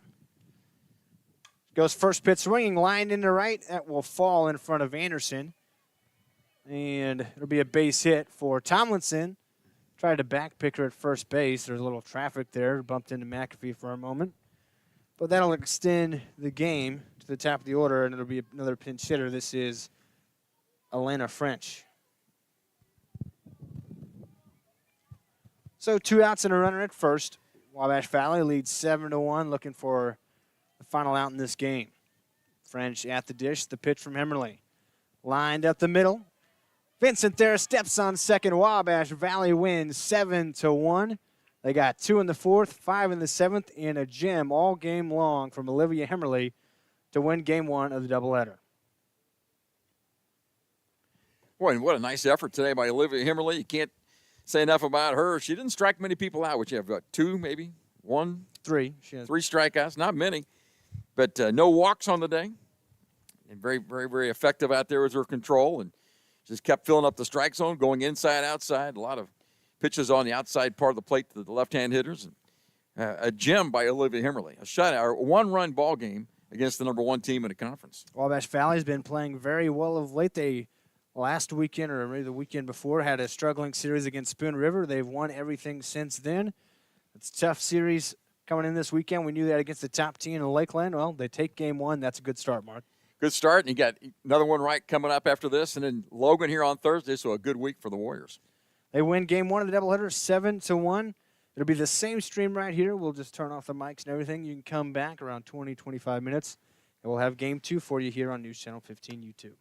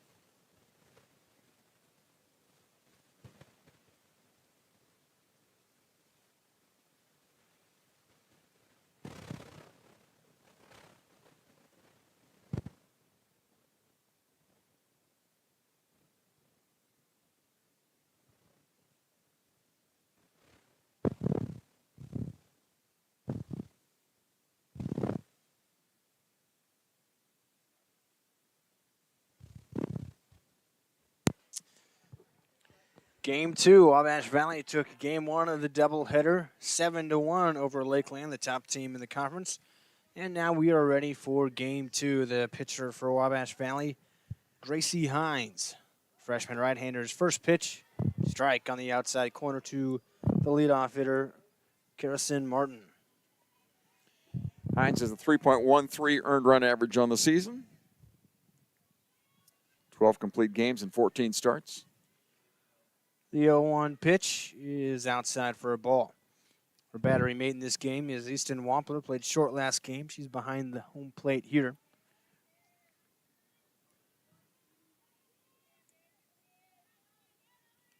A 1-1 pitch from Hines.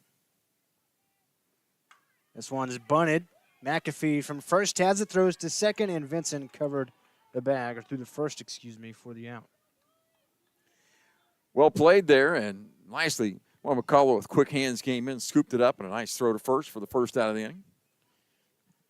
That'll be Allison Pangburn. She played left last game. She'll be the designated player hitting second here. Kendall McCullough plays short for Wabash Valley instead of Wampler, who's behind the plate in this game. That one's fouled out of play to the right side. The infield defense, the same as the first otherwise. Serafini at third, Vincent at second, and McAfee at first. Outfield a little different this game. The 0-1. That's in there for a strike, and quickly 0-2 on Pangburn. Looked like the straight change that time fooled her. Warriors like to keep the momentum going. It won 7-1 in the opener. One out here, top of the first, and 0-2 count on Pangburn. The pitch from Hines, outside.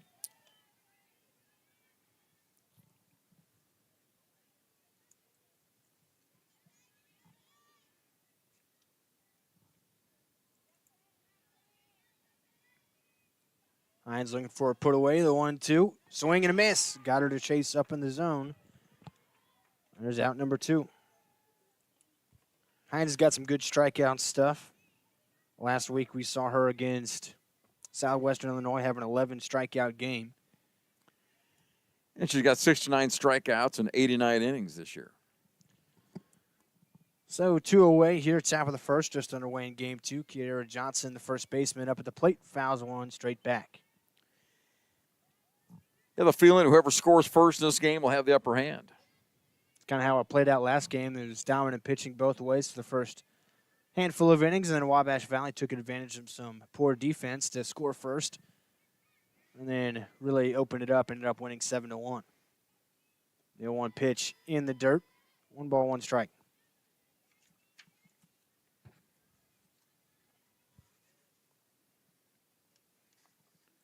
Gracie Hines out of McCordsville, Indiana. The 1-1 from her here. Fouled into the netting. And she's ahead, 1 ball, 2 strikes. Warriors have been better of late. They've won 7 in a row now. Looking to continue the winning streak against a really tough team here. Taking 1 today already. Hines with a 1-2 pitch. That's outside.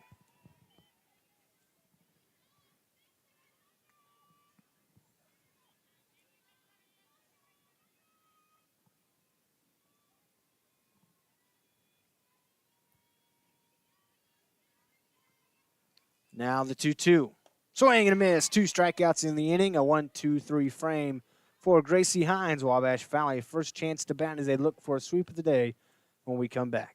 Are you living with chronic conditions or finding it hard to manage your health at home? If you're 18 or older, have a primary care provider through Wabash General Hospital, and live in Wabash, Edwards, White, or Lawrence County, our community paramedics can help. Get support in the comfort of your home, including follow-up care, home safety and medication education, vital sign checks, disease management support, and resource connections. Our certified paramedics will work with your doctor to provide non-emergent care to keep you healthy at home. Ask your WGH primary care provider for a referral to community paramedicine. New season, new ride. Steve Faulkner Automotive has F-150s with 0 down and 0% for 60 months and full-size Broncos to lease as low as $378 a month. Go to SteveFaulknerAutomotive.com. Spring is a great time for Jeeps. Get a Jeep Grand Cherokee L with 0% financing or a 2026 Jeep Wrangler. Lease for only $359 a month. Fresh pricing is waiting for you at SteveFaulknerAutomotive.com. McKenna Andre, the starter for Lakeland, as we profiled for you in the first game. They've got a number of really good pitchers on this staff, and Andre, one of the top ones. She's thrown 73 innings and struck out 74 batters and has 73 innings, walked 22. ERA of 1.82. So their two starters, 1.82, 1.85 on the earned run average. Very, very good.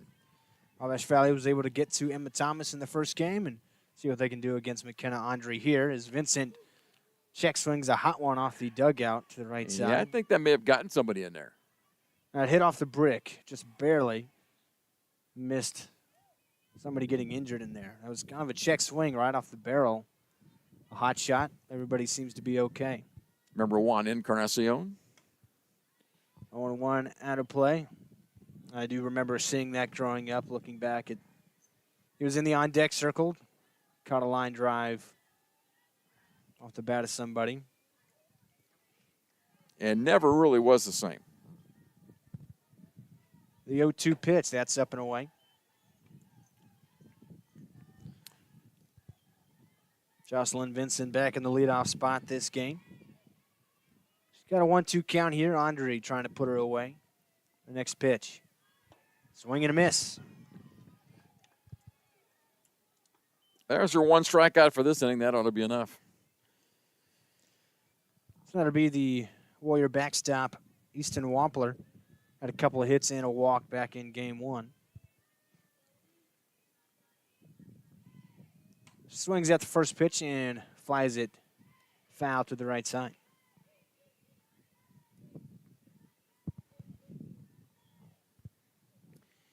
Beautiful day for softball in Mount Carmel. Wind blowing in a little bit.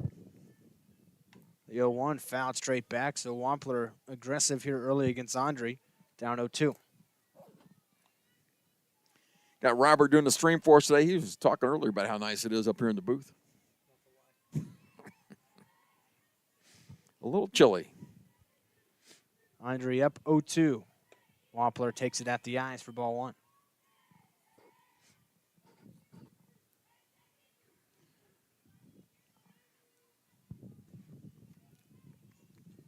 One out, bottom of the first, the 1-2 pitch lined to right center field. That one's got some carry, and that one's to the wall. Wampler with a two-base hit.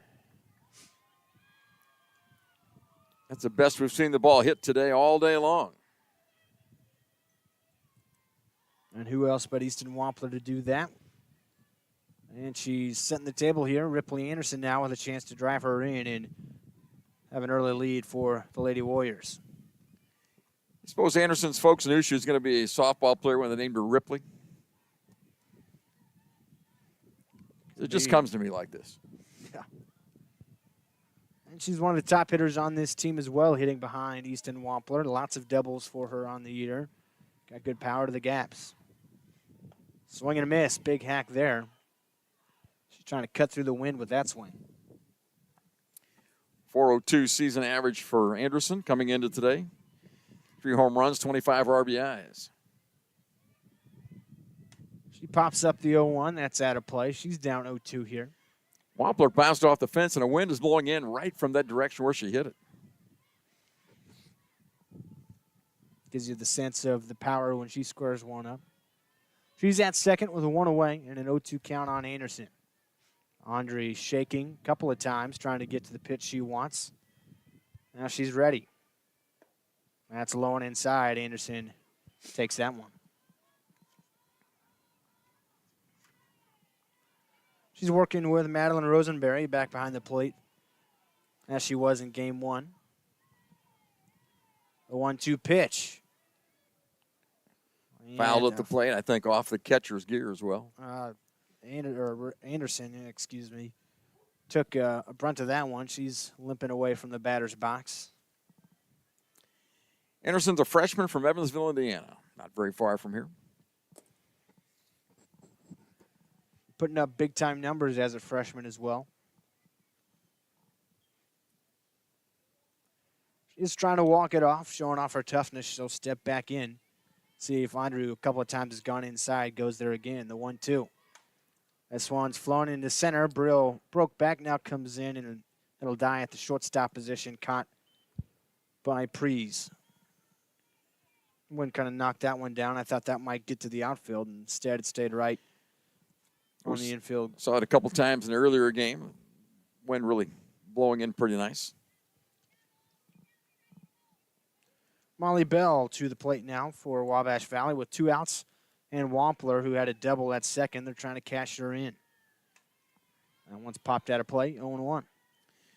Molly had a big 2-out, 2 RBI base hit back in a big 5-run inning for the Warriors in the first game. Wabash Valley been swinging pretty early in counts against Andre, trying to jump on her early. That one's taken. Cut the middle of the zone.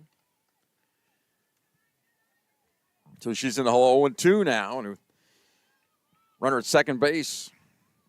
Wampler, no score here. We need a run.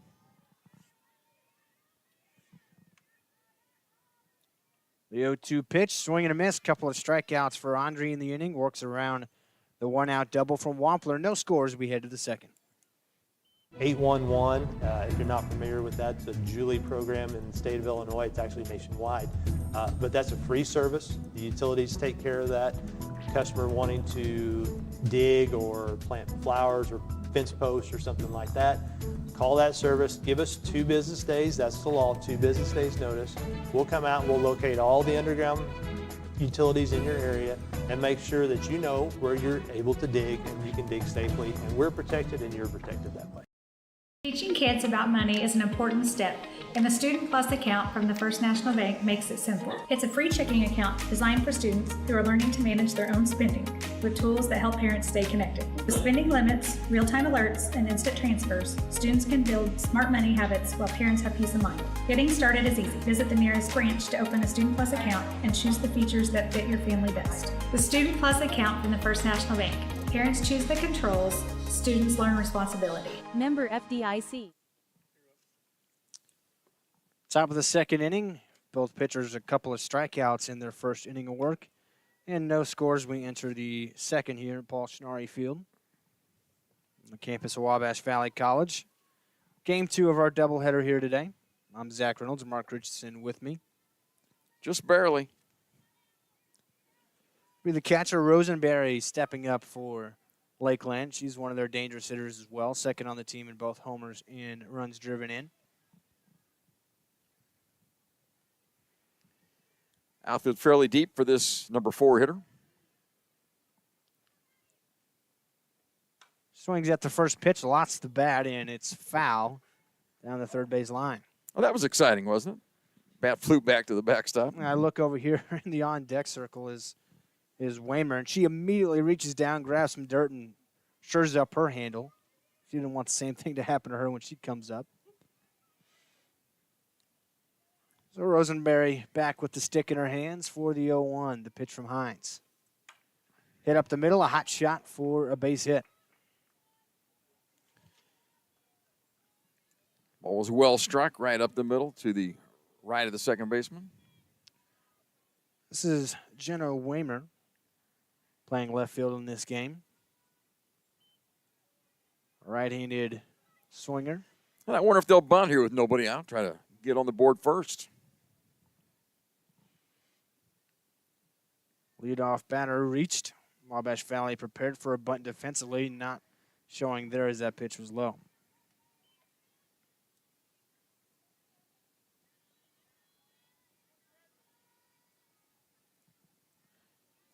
So a runner on, nobody out, and a 1-0 count. The pitch from Hines.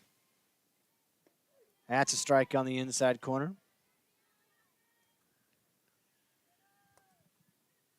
When Hines is pitching effectively, that's a part of the zone she uses really well. Pitching inside, it's hard to do something with that as a hitter if it's in there enough. 1-1. Went back inside, got a slow roller to second. Vincent to McCollum at short for 1. No double play, but they get the lead runner. 1 down in the second.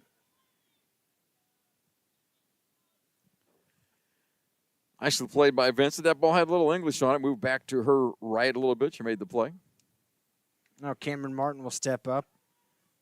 The lefty swinging third baseman.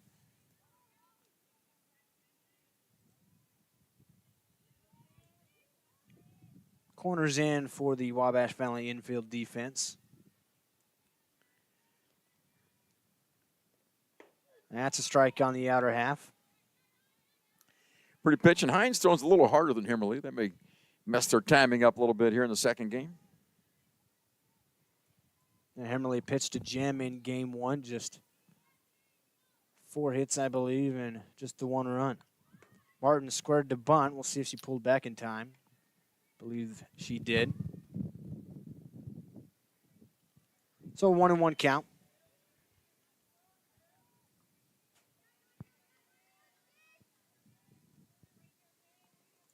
One on, one out, and a 1-1 pitch coming from Hines.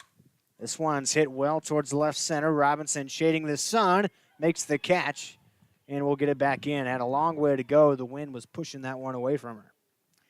Should go a long way, and left fielder over there was Hill making the run, too. That ball's in the gap. Nice play by Kylie Robinson in center.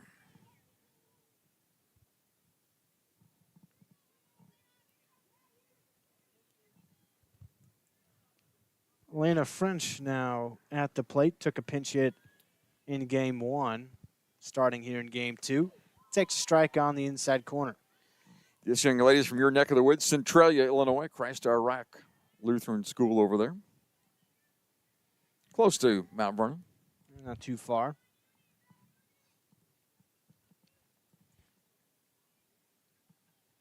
The 0-1 from Hines. Hit towards third. Stays fair. Serafini handles it. She's as smooth as ever at third base. And Hines works around the leadoff base hit. 0-0. Wabash Valley will try to strike first in the bottom half on the other side. Hi, I'm Tony. I graduated Wabash Valley College at Mount Carmel, and it was the best decision ever. It gave me the opportunity to go on the air almost immediately. Within about a week of starting the broadcasting program at Wabash Valley College, I was a DJ on 89.1 WVJC, and that on-air experience was invaluable to my future career and hiring potential. Are you living with chronic conditions or finding it hard to manage your health at home? If you're 18 or older, have a primary care provider through Wabash General Hospital, and live in Wabash, Edwards, White, or Lawrence County, our community paramedics can help. Get support in the comfort of your home, including follow-up care, home safety and medication education, vital sign checks, disease management support, and resource connections. Our certified paramedics will work with your doctor to provide non-emergent care to keep you healthy at home. Ask your WGH primary care provider for a referral to community paramedicine. Bottom half of the second here, no score. Wabash Valley and Lakeland doing battle, second game of the day. McKenna Andre's first pitch, a swing and a miss from McAfee.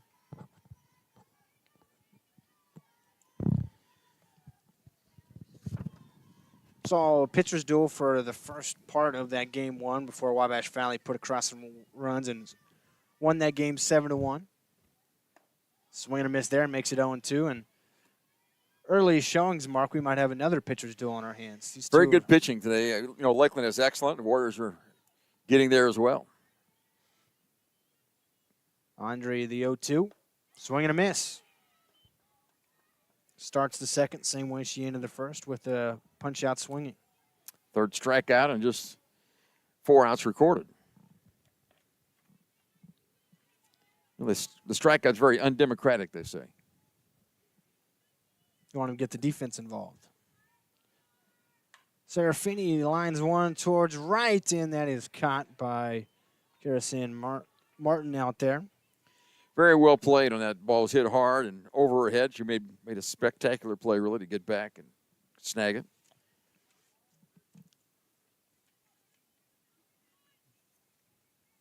She made it look easy, and it was not. 2 up, 2 down here in the bottom of the second. And a swing and a miss from Kendall McCullough, the shortstop.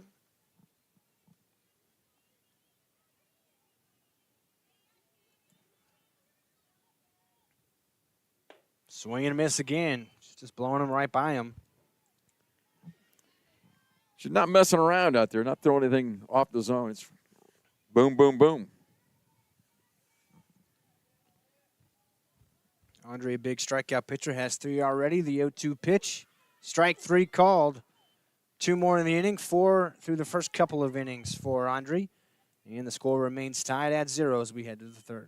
New season, new ride. Steve Faulkner Automotive has F-150s with 0 down and 0% for 60 months and full-size Broncos to lease as low as $378 a month.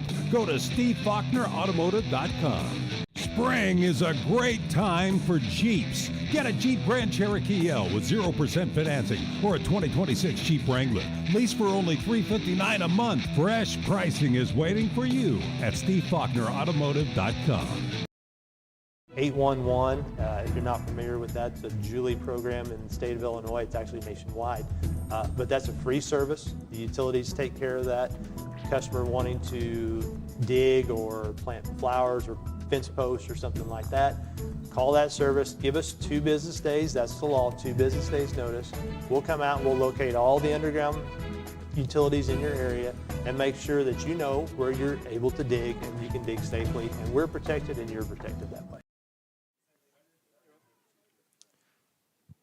Top of the 3rd inning here, Mark, and it's been pitching dominated so far. That's the way the game's supposed to be, Zach. Good pitchers take care of the good hitters and move right along. 8-9-1 due up for Lakeland. Each team's had 1 hit so far, 1 base runner, but nothing to show for it. Hines working again as this one's hit towards second, and Vincent boots it towards second base, and Prees reaches on an error. Tough play to her right, but she got there and just couldn't handle it. And she's made a lot of nice plays at second base today. Couldn't handle that one. See if Lakeland makes the Lady Warriors pay. Is now the center fielder, Faye Brill, comes up. A lot of speed. She's hard to double up and likely to bunt. Slaps out of that time instead and misses for strike 1. Second inning in a row for Lakeland to get the leadoff runner on base.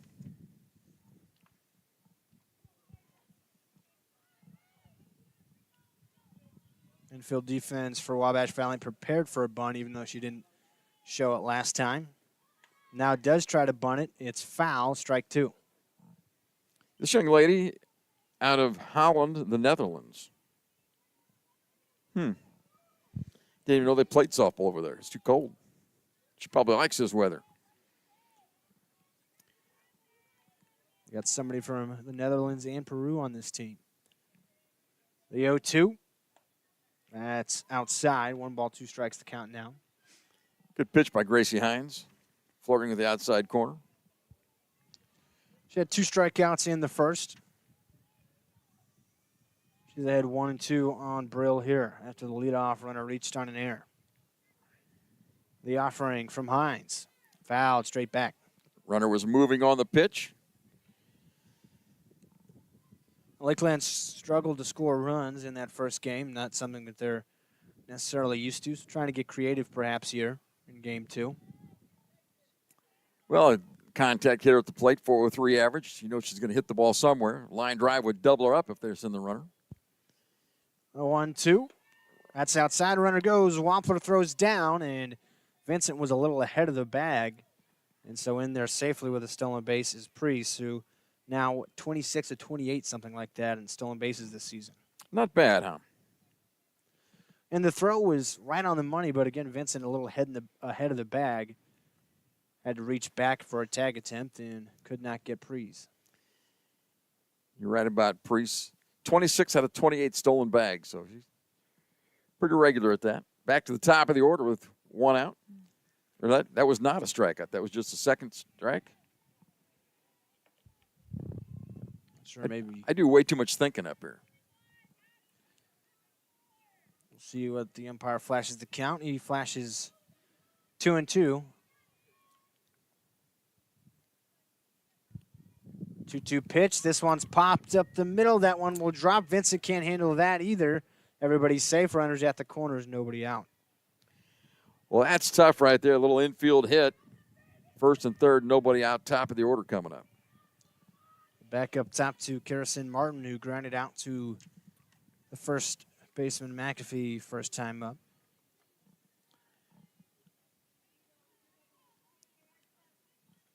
Wabash Valley will have to play this carefully on defense.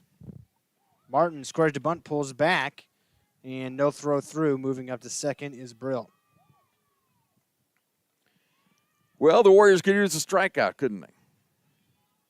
Infield pop-up would help. We need 2 of those before we get out of this. It's a 1-0 count. Say that pitch missed.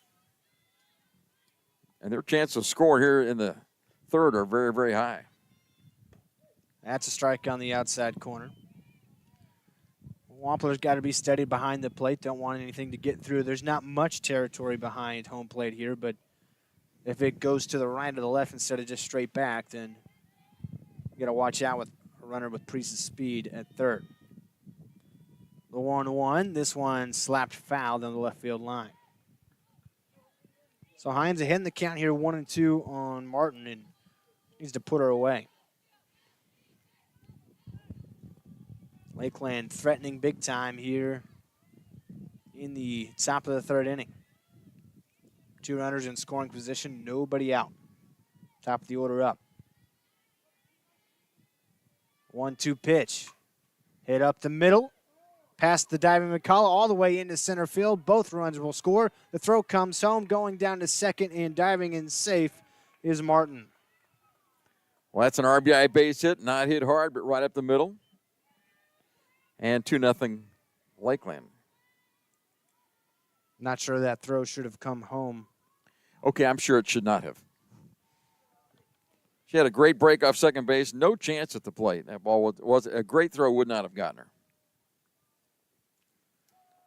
So still nobody out. A runner at second base and 2 across already in the inning for Lakeland. And there's a meeting in the center circle here between the whole infield defense.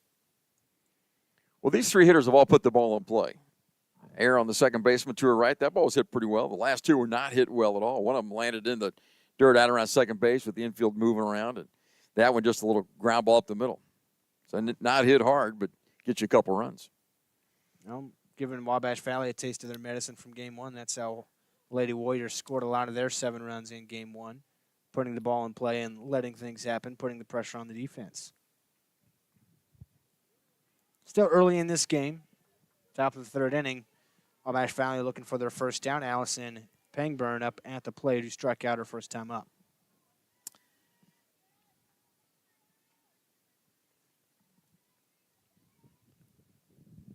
So after the visit in the middle, the first pitch is swing and a miss.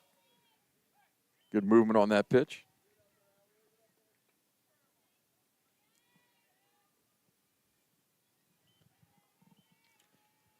Hines trying to settle down here, limit the damage to 2.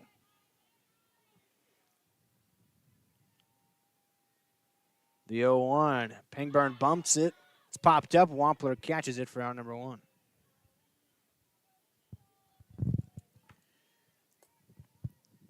It's a nice way to get the first down. No advance. Couldn't get the bunt down, and that makes a difference.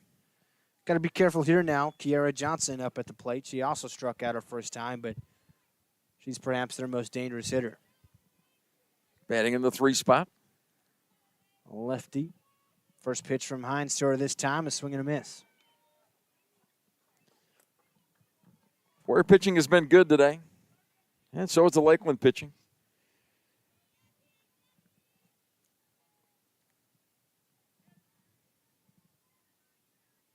One on, one away, the 0-1. Didn't miss by much. It's 1 ball, 1 strike count.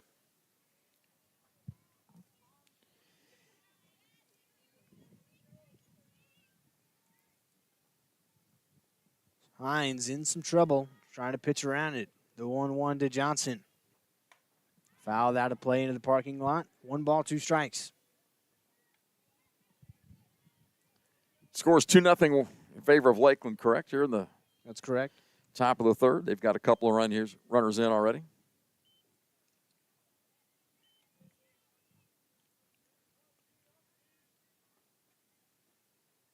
Another pitch from Hines.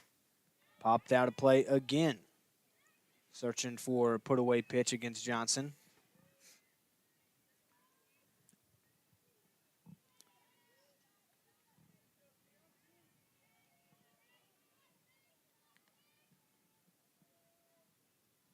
Another 1-2.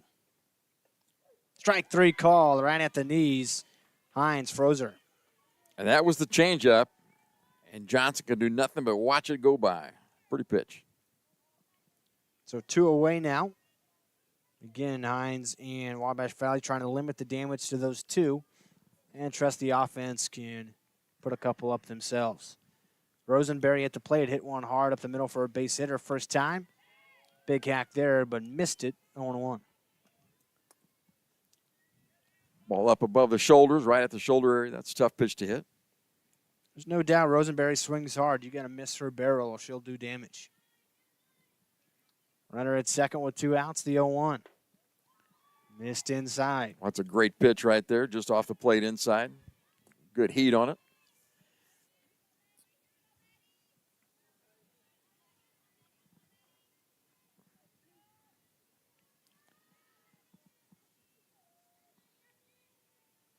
The 1-1. That's a strike. That's a changeup again. Good change of speeds. Go either way now. She's ahead in the count. Looking for the third out here in the top of the third. Send it back to the Warrior bats.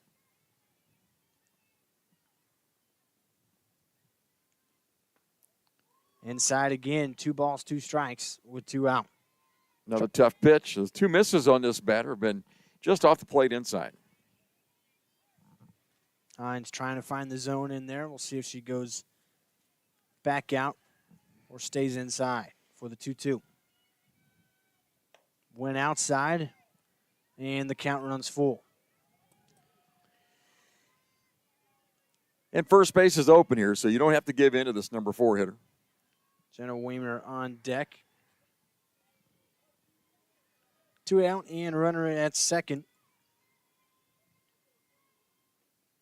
This one's hit high into left. Hill going back, now comes in.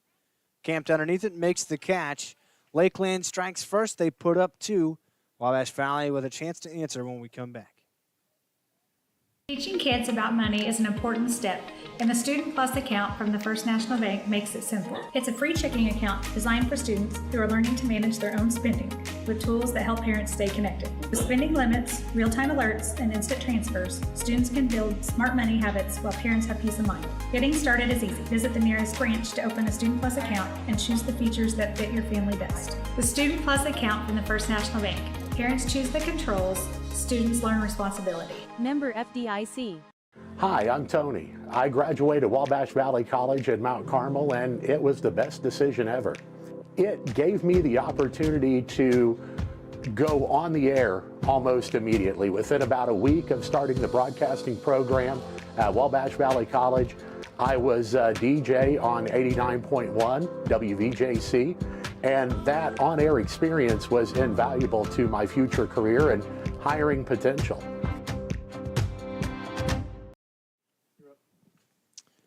Bottom of the third, Wabash Valley looks to answer the 2 that Lakeland pushed across in the top half.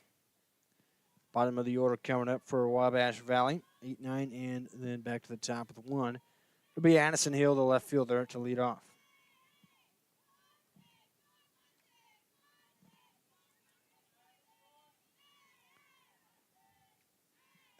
Swing and a miss. 0-1 on Hill. Looks like she's a little late on that cut.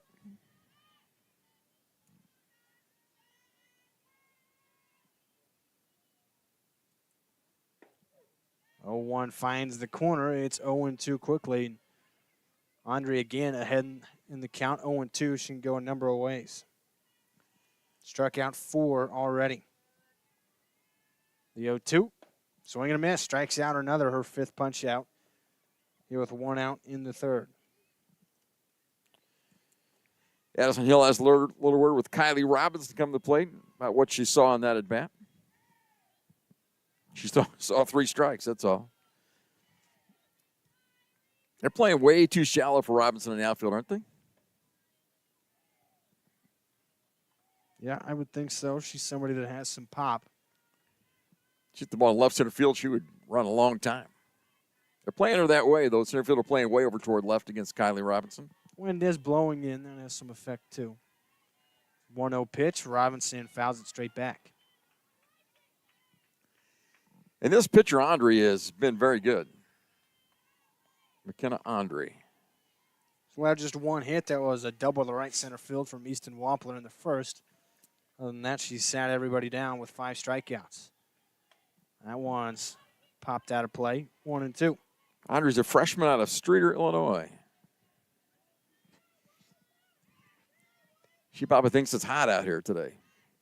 A little chillier up in Streator. Robinson is showing bunt in a 1-2 count. She'll pull back, slap away, and fouls it. We used to call that the butcher boy. She shows bunt, but she's not bunting. She's trying to get a good look at it and put the ball in play somewhere. Use her speed. Try the same tactic here. The 1-2 is tapped towards third. In comes Martin and got her by a step. Well, the problem was she hit the ball too hard that time. It hit it very hard, but nice play by Martin at third. Back to the top of the lineup with Jocelyn Vincent. She'll, too, have a word with Robinson about what she's seeing from Andre. Vincent struck out swinging her first time up. Swings at the first pitch, pops it up, foul territory right side and out of play.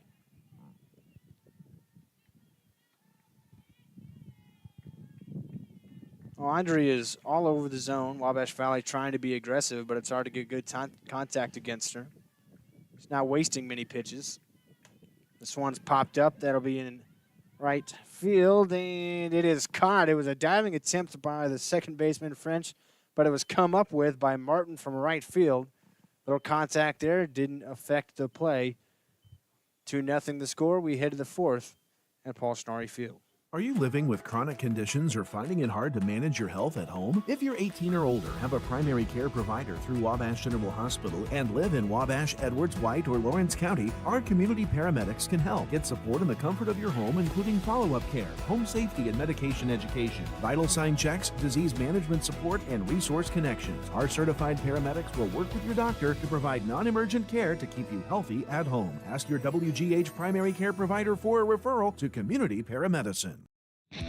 It's March Madness at Steve Faulkner Automotive. Get 0% for 60 months and up to $6,000 off Ram 1500s, or drive a new Pacifica for less than $400 a month. Only at SteveFaulknerAutomotive.com. Steve Faulkner Automotive in Mount Carmel, Illinois has an outstanding service department. With free pickup and delivery, we'll make sure your vehicle runs perfectly at an affordable price. Come see us today or view our service specials at SteveFaulknerAutomotive.com. In the third inning, Lakeland scored a couple runs. The first 3 reached on an error, a base hit, another base hit, then 3 retired in a row. Now we go to the fourth with Wabash trailing 2-0. It'll be Waymer, Martin, and French coming up against Gracie Hines. Hines has pitched well. A little tough luck last inning. A couple balls that Warren hit hard that got down. And that last play that ended the third inning for the Warriors was a fly ball to right field that almost landed in the dirt. First pitch of the inning's up and in for ball 1. Jenna Waymer at the plate. Reached on a fielder's choice last time. Defensive changes for Wabash Valley. Danica Dix into the game at catcher. Wampler moves from catcher to shortstop. McCullough is out. Thank you very much for that. There's a swing and a miss. Pitch up on his own. Strike 1. 1-1 now.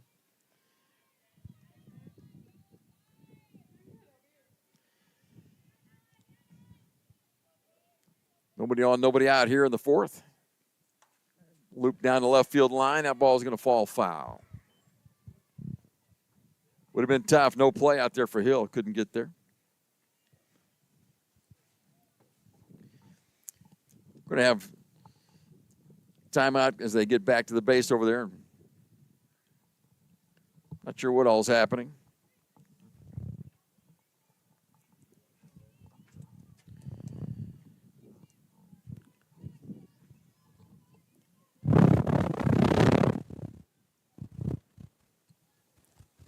Leadoff hitter here in the fourth inning is Waymer with a 2-ball, 1-strike count. Pitches up and away, 3-1. I think we'll see what the 3 balls and a strike is the count, right? Paul Schnarre joined me. How you doing, Paul? Doing really well. Glad to have you along. Sorry I'm late, but I had a doctor's appointment and it took longer than I thought. Pitches inside. Now the count is full, 3-2. Sometimes doctor's appointments do that. They don't always see you right exactly when you think you're going to get there. Especially when you get there in the afternoon. A lot of things could happen before 2 o'clock. Yeah. 3-2 count on the hitter Waymer. Gracie Hines pitch. Popped up on the infield. And one hop play with Vincent over first, and she got her. Nice play by. It was a really nice play. The wind is tough today, Paul. The wind's blowing in from right field. We've had some trouble with balls in the air. I'm surprised that didn't seem like it was blowing that hard. Doesn't usually blow out of right center like it is today. No. Warriors won the opener 7-1. That's what I heard. That's fantastic. Played very well. And still got a great shot at this game. Cameron Martin is the hitter out of Newton, Illinois. Takes strike 1. She popped up to center field last time up. Right in this one, down 2-0 here in the top of the 4th. Play again on Thursday at home against John A. Logan. So a big week of Warrior softball. Hit down the left side. That's down for a foul. 0-2 on the hitter now. Paul, they have tremendous pitching for Lakeland. Emma Thomas pitched the first game. This is McKenna Andre, and she's a strikeout type. They're normally noted for having good pitching. Is Denny Thornburg here? Do you know? Pardon me? Is Denny Thornburg here? I haven't seen him today. There's a pitch outside. I mean, obviously he's been the guy that does a lot of pitching, teaching pitching mechanics to young players. And his affiliation with Lakeland has only enabled them to get more and more good pitching all the time. Good pitching kind of draws good pitching, doesn't it? It does. 1-2 pitch is outside. 2-2 now on the hitter Martin. With one out in the 4th, Gracie Hines working for the Warriors. Denny Thornburg was an outstanding fast-pitch pitcher back in his day as well, so he knows what he's talking about. He's done by experience. Ground ball to first, and good hands there. McAfee steps on the base for the second out of the inning.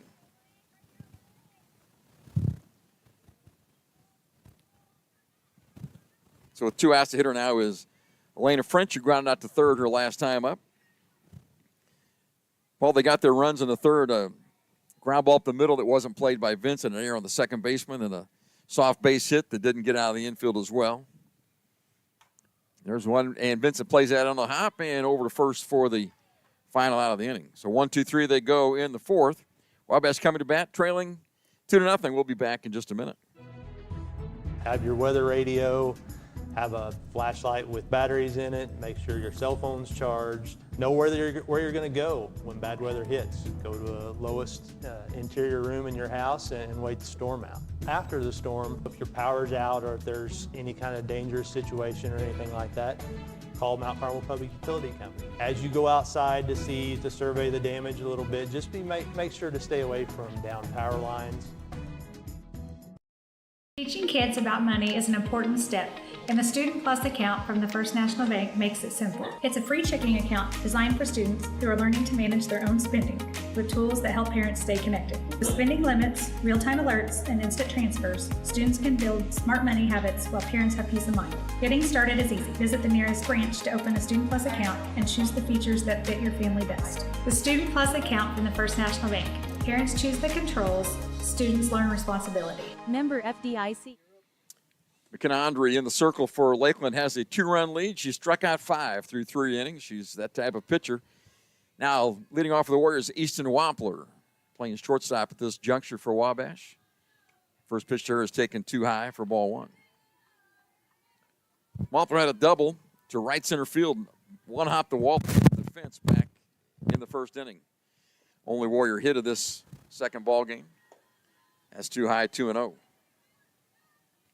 Wampler's a great hitter, but you don't want to walk the leadoff hitter. Not in a 2-0 game especially. 2-0 pitch, 3-0 now. All right, Paul, would you have her take here on 3-0? She's your best hitter. I'd have her taken. We're down 2 runs. Got to need base runners. 3-0 delivery is taken for ball 4 inside. Pretty generous.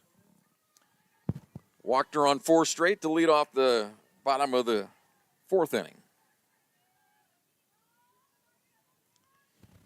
Now Ripley Anderson will step in. She popped up to short her first time up. Pitch from Andre. Bunt is down, fielded by the pitcher over to first base. Nobody covering. Wow. Let's talk about that, Paul. What happened there? It looks to me like the first baseman was asleep because the second baseman's got to be covering on that ball, first of all. But there's just no communication. The first baseman was out in no man's land. Second baseman has to cover first, and she didn't. Nobody covered, and so we get runners at first and second. Nobody out. The hitter is Molly Bell. Cleanup hitter for the Warriors. She looks to bunt and does bunt the ball foul down the third base line. Well, the tying runs are on. We'd like to move them into scoring position, both of them here. How'd you score that play, Zach? Score that a base hit? Scored a sacrifice? What would you score it? Paul, what do you think? I would give it a base hit. Okay, well, I'm with you. 2 on, nobody out. Pitch to Bell. She takes the bunt back, and it's 1-1 now. Lakeland's running the wheel play there. We're going to cover third, so the bunt's too hard. First start to third baseman. There might be a play at third. Lakeland trying to cut down the lead runner here and maintain that 2-0 margin. Ideally, you want a short bunt towards the third baseman, so she's forced to come forward and get her momentum going towards home plate. Hard to make the play behind her there.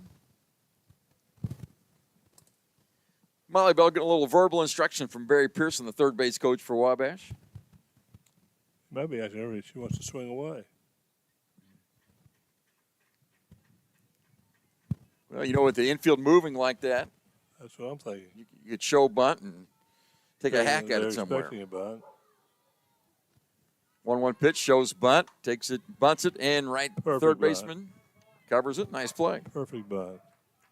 Force the third baseman to charge in, make the throw to first. And that's the first out of the inning. Runners are now Wamper at third and Anderson at second.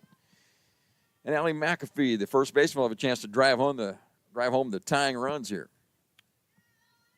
Obviously, this is the key batter of the inning right here. We need to put the ball in play and get it in the outfield. Infield in for Lakeland. Will come home on a ground ball. Big swing and a miss, strike 1. Got to make contact. Now you got to cut the swing down a little bit right and just. That's correct. Got to make contact. Got to put the ball in play. Got to force the issue. Because when you put it in play, anything can happen. That's what happened in the first game for the Warriors.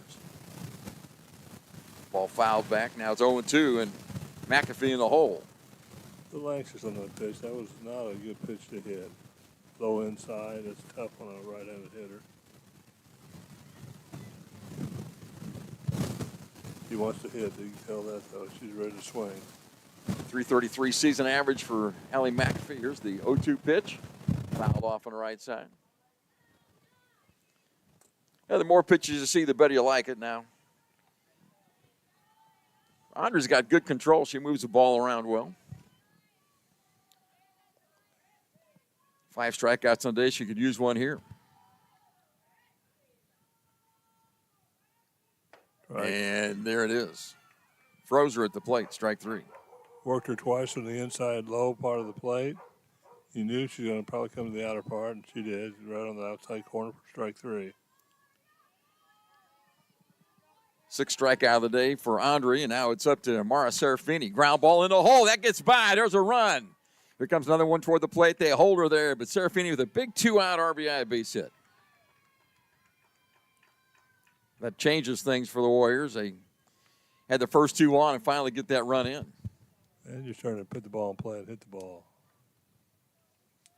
You've seen this picture. You're going through the second time in the batting order, so they've all seen her now. So Serafini's at first. Anderson advances to third on the play. And now the batter for the Warriors is Danica Dix. Dix came in as a defensive change and fouls that one off for a strike. So this is her first look at the pitcher, Andre.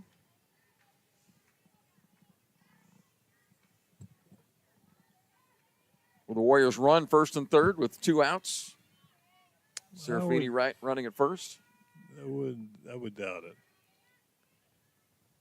There's a line drive up the middle. That's down, and the Warriors have tied the ball game. Back-to-back 2-out base hits by Serafini, now by Dix, have tied the ball game. That's a big hit. And that time she just tried to make a nice smooth swing, took the ball a little bit up the middle, a little low, and just poked it into center field. Did everything perfectly. Didn't try to do too much and tied the game. So Serafini and Dix with back-to-back RBI base hits have tied it. Now hitting Addison Hill takes the pitch for a strike. Those 2-out base hits are priceless. Looks, shows bunt, takes it back. Strike 2, they throw back to second base, and she's just about out there.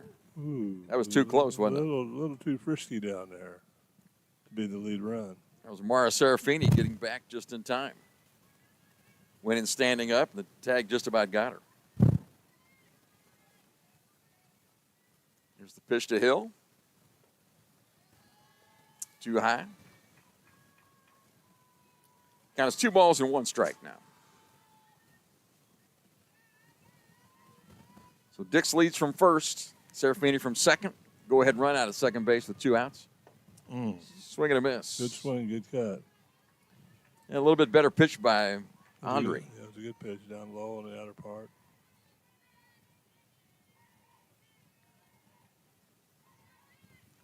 With 2 outs, 2 on. And strike 3, swinging through it, was Addison Hill. But in the inning, the Warriors score a couple times and tie the ball game. We go to the top of the 5th, tied 2-2. Back in a minute. Are you living with chronic conditions or finding it hard to manage your health at home? If you're 18 or older, have a primary care provider through Wabash General Hospital, and live in Wabash, Edwards, White, or Lawrence County, our community paramedics can help. Get support in the comfort of your home, including follow-up care, home safety and medication education, vital sign checks, disease management support, and resource connections. Our certified paramedics will work with your doctor to provide non-emergent care to keep you healthy at home. Ask your WGH primary care provider for a referral to community paramedicine. My name is Alexis Johnson. I'm from Brookston, Indiana, and I'm in the Physical Therapy Assistant Program at Wabash Valley College. Some of the hands-on activities we have in the Physical Therapy Assistant Program is we work on each other, getting that practice in the school setting, and then we also go to clinicals. We go out and work on actual patients with actual employees and just getting hands-on with your patients. After graduating, I plan on going back to my community, working in a hospital setting, maybe a nursing home, and just helping those people around me.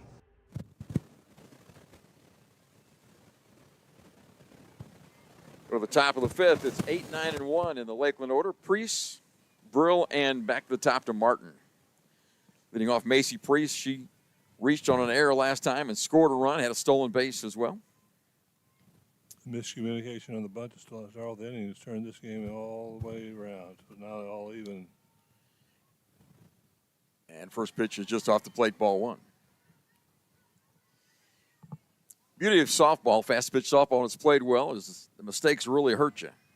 Usually in high-quality games against good competitive teams, the fewest mistakes, team with the fewest mistakes is going to be the winner. There's pitch taken just above the zone, 2-0 now. Good breaking ball, good movement on the pitch, just still too high. Priest stole a base last time. She's 26 of 28 on the stolen base mark this year. She'd love to get on base here and lead the inning off. And takes a pitch in the zone for a strike. Very disciplined at bat, don't you think? I mean, she could be hacking away at those pitches, but waiting, seeing what the pitcher will throw to her.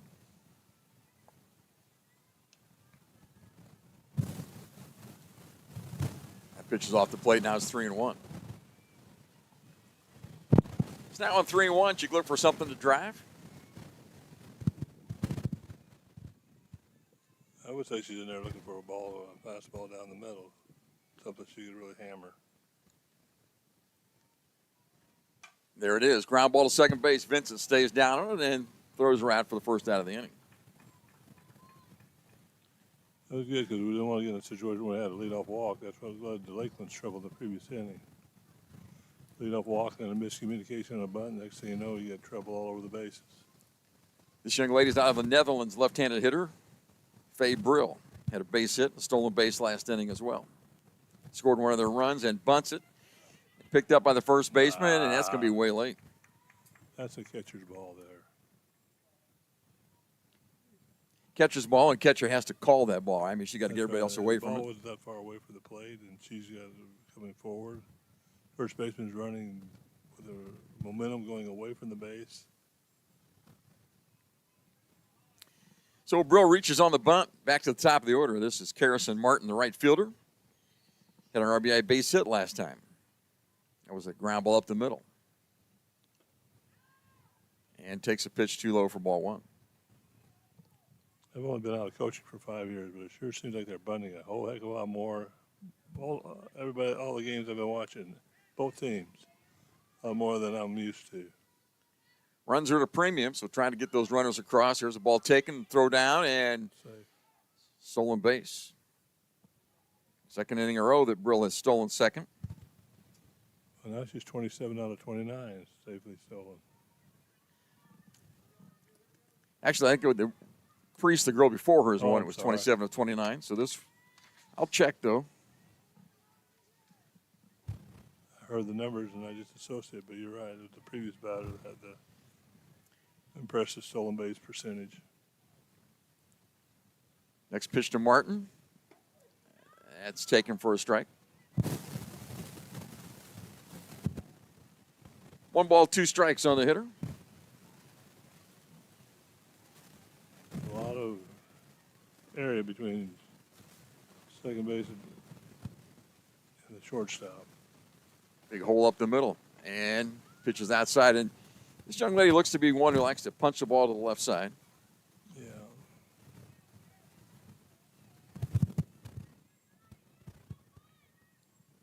The shortstop is way over toward third base. That's Easton Wampler. Here's the 2-2 pitch. Ground ball to second base. Vincent over to first for the second out of the inning. And a throw back to third, and she's back in time.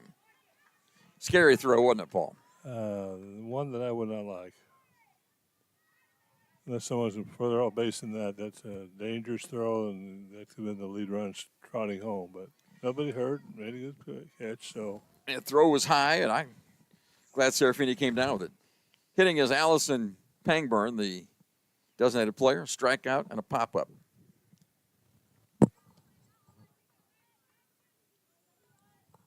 Oh, not hitting. I'm sorry, you're right. There's a hitting is Taruya out of Lima, Peru. So they're pinch hitting for the 2-hitter here. we got the Netherlands and Peru represented here today. How about that? And Evansville and a couple other places.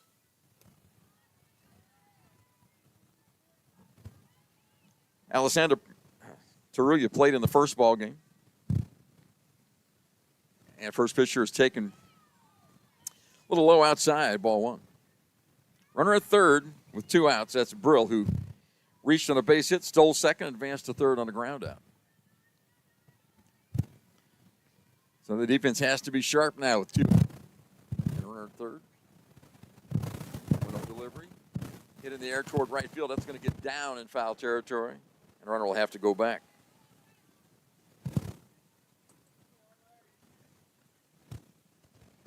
Balls hit toward right field. They're really blowing back this time. We saw one. I thought the right fielder would get it. It just barely landed in the grass out there. They actually made the catch, but difficult day for the outfielders. Center fielder, especially with the sun in their eyes right now. Ball's hit to the center fielder, and she'll go back and catch it in her tracks. And nicely done by Kylie Robinson.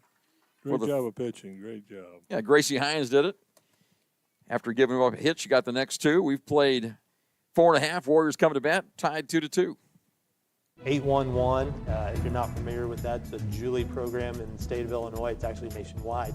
But that's a free service. The utilities take care of that.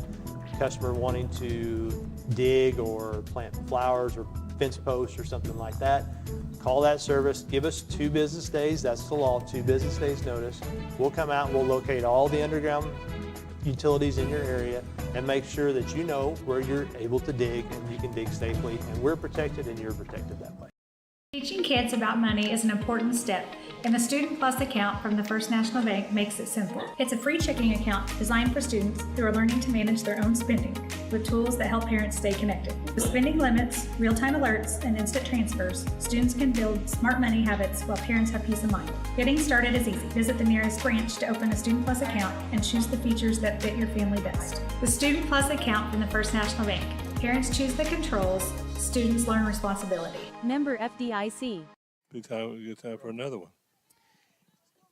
Kylie Robinson, center fielder, shows bunt, takes it back, and hits the ball up the middle. That's going to get down. Oh, just past the second baseman for a base hit. Leadoff hit here in the fifth for Kylie Robinson. Ball was not hit hard, not hit well, but it got down. Good back control, and all she tried to do is just put the ball in play. And like we said earlier, that's when good things happen. It was Serafini and Dix last inning who made it happen with those solid base hits. If I'm Lakeland, I'm charging for the bunt. Jocelyn Vincent is the hitter, leadoff hitter. Takes the bunt back and pitches too high for ball one. McKenna Andre is the pitcher out of Street, Illinois, and she got some good zip on that fastball.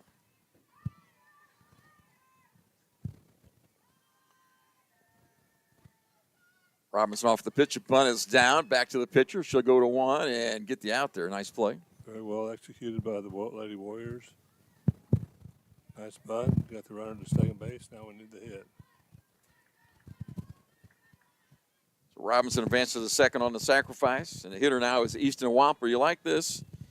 She's the number 2 hitter in the order. .429 season average. Leads us in home runs with 7. I like it a lot. She has a double and a walk on the day, and I don't know they'll throw the pitch to her again. They walked her last time. There's a patch right down the middle for strike one, fouled it back. I think they're going to pitch to her. I would think so. Last time they didn't throw anything close. Walked her on 4. Andre has a tremendous 1.82 earned run average coming into this, so she doesn't walk many people. She feels like she can challenge any hitter. And went inside for ball one, 1-1. We're in the bottom of the fifth, tied up. Lead run out at second base for the Warriors. Good speed. Base hit would probably score her. 1-1 pitch in the air on the right side, out of play. 1 ball, 2 strikes now.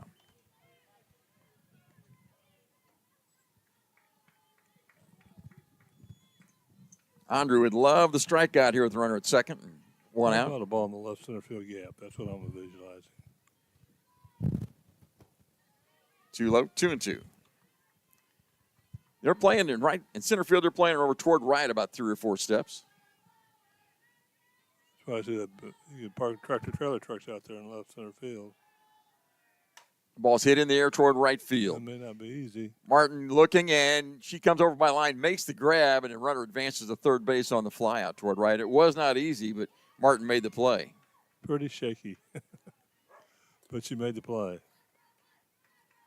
For a while, I thought it was going to get down just the way she acted, but she finally got there and made the catch. I didn't think the ball was going to carry that much, but it kind of went out there and then just kind of died. Anderson had a base hit her last time up and scored a run. 1 for 2 in this ball game. Runner at third. That's the lead runner. We're tied at 2. Anderson hits the ball in the air toward left center field. Going back on the ball is Brill, and back by the fence, the left fielder comes in and makes the play. That ball hung up a long time out there for the final out of the inning. Warriors got a hit. Left runner on base. We played 5 complete. It's tied 2-2. We'll be back in 1 minute. Hi, I'm Tony. I graduated Wabash Valley College at Mount Carmel, and it was the best decision ever. It gave me the opportunity to go on the air almost immediately. Within about a week of starting the broadcasting program at Wabash Valley College, I was a DJ on 89.1 WVJC, and that on-air experience was invaluable to my future career and hiring potential. Are you living with chronic conditions or finding it hard to manage your health at home? If you're 18 or older, have a primary care provider through Wabash General Hospital, and live in Wabash, Edwards, White, or Lawrence County, our community paramedics can help. Get support in the comfort of your home, including follow-up care, home safety and medication education, vital sign checks, disease management support, and resource connections. Our certified paramedics will work with your doctor to provide non-emergent care to keep you healthy at home. Ask your WGH primary care provider for a referral to community paramedicine. Who was the one we hated so much? Thornburg? Equal. It's kind of a rivalry game. They were great coaches. Did a great job. It was always like the game of the conference when we played Lakeland.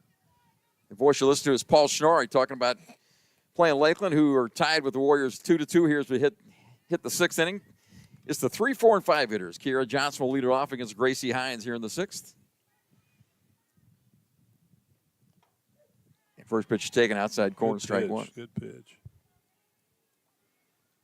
This conference has been good for a long time in all kinds of sports, and been a lot of good rivalries within it.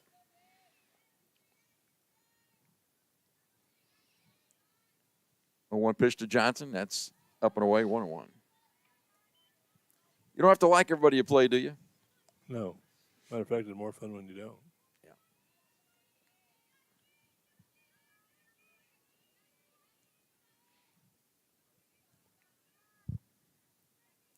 1-1 pitch. Watching the women's basketball tournament, Connecticut and South Carolina, I don't think they're exactly sending Christmas cards to each other. I noticed something going on there. I've seen a lot of times that good game line at the end turns a little explosive sometimes. Yeah, sometimes it's not such a good idea. Strike call, let up pitch, just barely caught the inside corner at the knees. Kiera Johnson trying to get it started for Lakeland here in the top of the sixth inning, tied up 2-2.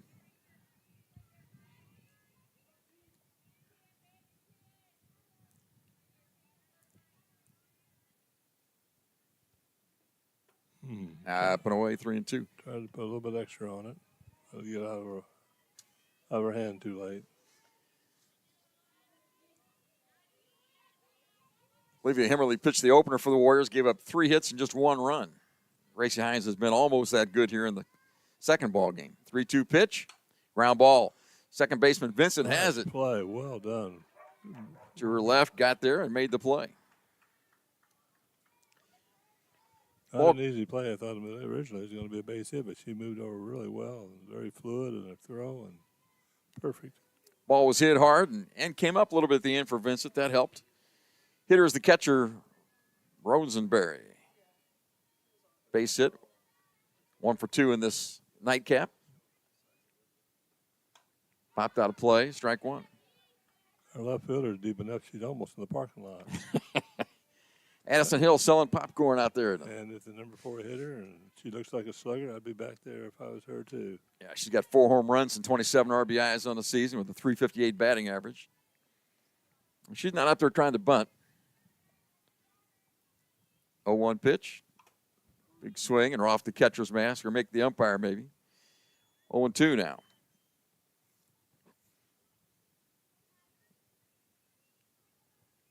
Jade Montgomery comes out and talks to the umpire, make sure he's okay a little bit.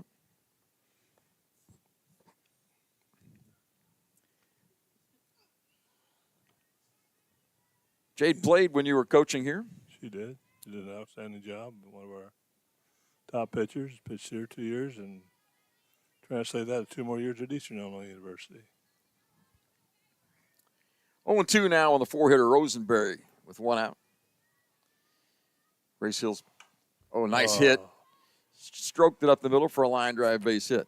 Didn't do too much with it. Just got the bat out there. And that was a good pitch, too. She just dropped her bat out and hit it right up the middle over the second base bag and into center field for a hit. Hitter now is. And now we're going to have a runner.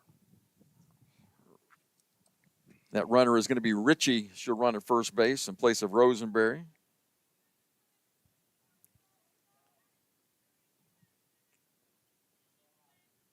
And she looks like a speedster. I don't know what her statistics are, but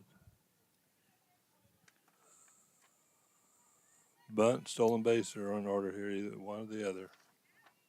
I'm looking for stats, and I can't find much on her. One stolen base and not caught this year, so hasn't been on base very often. Jenna Waymer's grounded out to second both times up and takes a pitch up and in. Doesn't appear to be bunting right now. I wouldn't be surprised if they don't do that. I wouldn't either.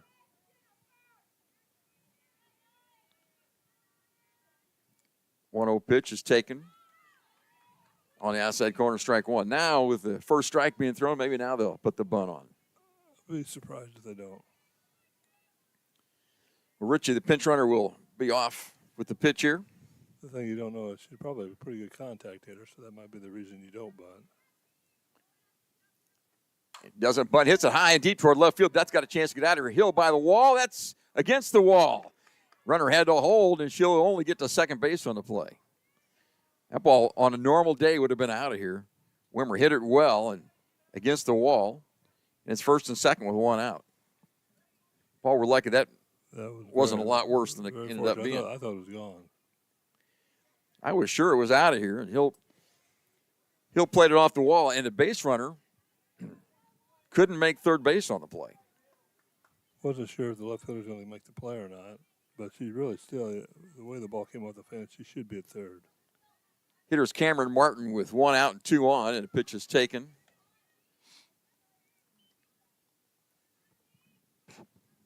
Wampler, the shortstop, covering third, thinking about a bunt on this play with first and second and just one out. They didn't bunt with Waymer, and they're not bunting now. Ground ball, nice play by Serafini. Throws the ball to Wampler behind her. Oh, they're going to call her safe over there. I thought maybe they would call that on the exchange. I don't think she ever had control. It's on the tip of her glove. You and the umpire both thought the same thing. That will be an error on the shortstop. Not sure it's an error on the shortstop or the third baseman. It was either one because the throw wasn't that bad. But I think Wampler, the shortstop, came over and she was thinking about the throw across to first base on the play and didn't actually catch the ball. Now Montgomery's going to talk to the umpire and talk about that, whether that's on the exchange or not. I don't think her right hand got anywhere close to the ball, so there'd be bases loaded and one out, and it'd be Lena French at the plate. It's worth questioning, but I've never, in many years, I've umpire or a coach or so an umpire change their mind too much on a play like that. Pinch hitter is Soul. Now we got trouble. Well, now you need to strike out of the pop-up. Bases loaded, one out. Kendall Soul is the hitter out of Bartow, Florida. Gracie Hines' first pitch to her is taken, and that's a strike call. Good pitch down and low. Infield at normal depth out there a little bit for the Warriors. Not too shallow at the short and second base positions. Corner infielders would come in on a ground ball.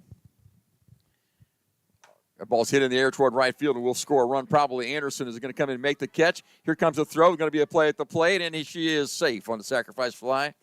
And throw to second base, and she's safe there as well. So sacrifice fly for Soul. The pinch hitter comes in and gets the job done.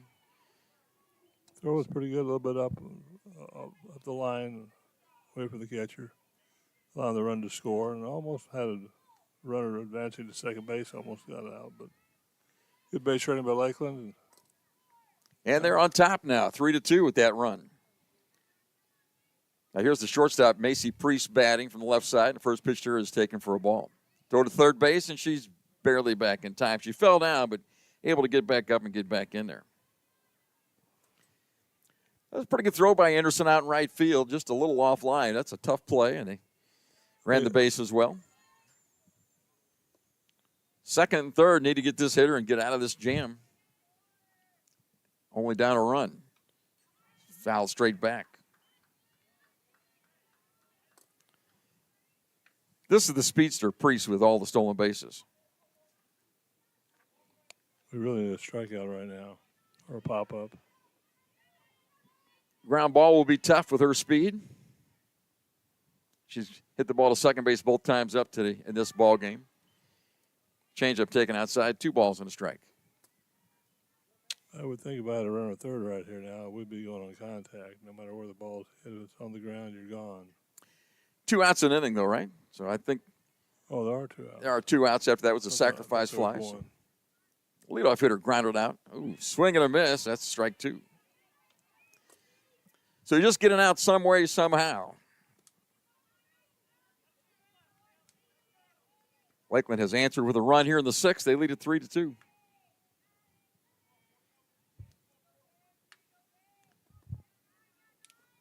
Gracie Hines, here's the pitch from her. Fouled back. She moved up in the box, just trying to punch it toward left field. Just in a protect mode, just trying to guard against the ball on the outside part of the plate, called for a strike. So Straight away in center field is Robinson. Hill straight away in left, actually toward the line a little bit out there. Big gap in left center.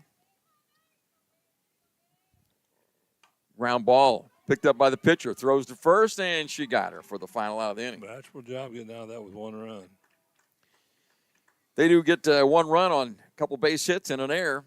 We go to the bottom of the 6th, Wabash Valley trailing 3-2. Are you living with chronic conditions or finding it hard to manage your health at home? If you're 18 or older, have a primary care provider through Wabash General Hospital, and live in Wabash, Edwards, White, or Lawrence County, our community paramedics can help. Get support in the comfort of your home, including follow-up care, home safety and medication education, vital sign checks, disease management support, and resource connections. Our certified paramedics will work with your doctor to provide non-emergent care to keep you healthy at home. Ask your WGH primary care provider for a referral to community paramedicine. Hi, I'm Tony. I graduated Wabash Valley College in Mount Carmel, and it was the best decision ever. It gave me the opportunity to go on the air almost immediately. Within about a week of starting the broadcasting program at Wabash Valley College, I was a DJ on 89.1 WVJC, and that on-air experience was invaluable to my future career and hiring potential.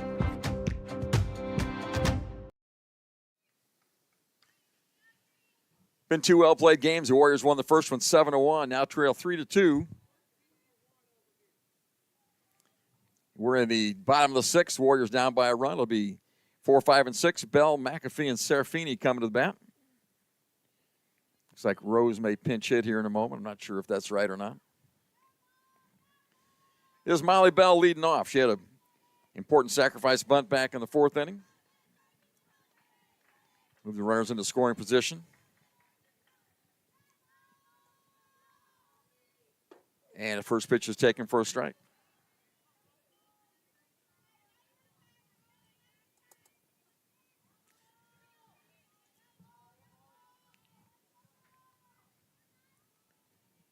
McKenna Andre in the circle, done very well for Lakeland today.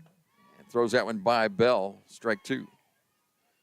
Hittable pitch is pretty well down the middle, but just a little too much mustard on it. 7 strikeouts a day for Andre so far. Averages more than 1 an inning. And there's one right there. Threw it by her for strike 3. The pitch up like that's very difficult to handle. See major leaguers struggle with that pitch. It's in your eyes. You see it. You think you see it so well, and then it keeps rising. It goes out of the strike zone, and you're out of the plate. Mariah Rose pinch hitting here in the 6th for the Warriors. First pitch here is popped in the air toward right field. Let's see how Martin does on this one. And makes the play. That's tough out in right field today. Adventure. She struggled and made the play. I didn't think she was going to make it there for a minute. Now hitting out of Carmine, Illinois, Mara Serafini had a RBI base hit back in the 4th. First 2 retired here in the 6th. Warriors need a run. We're down by 1. Up and into Serafini for ball 1. I don't think the pitcher minds throwing the ball up and in like that. I think she kind of enjoyed it. Let's see, she goes on the outer part of the plate now. Right down the middle. Down the middle.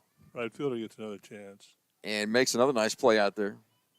Well, Martin snags the last 2. We've played 6 complete. Wabash Valley down 3-2 as we go to the 7th. Back with that in just a minute.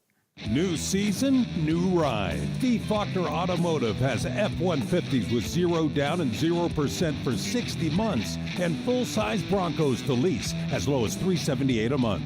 Go to SteveFaulknerAutomotive.com. Spring is a great time for Jeeps. Get a Jeep Grand Cherokee L with 0% financing or a 2026 Jeep Wrangler. Lease for only $359 a month. Fresh pricing is waiting for you at SteveFaulknerAutomotive.com.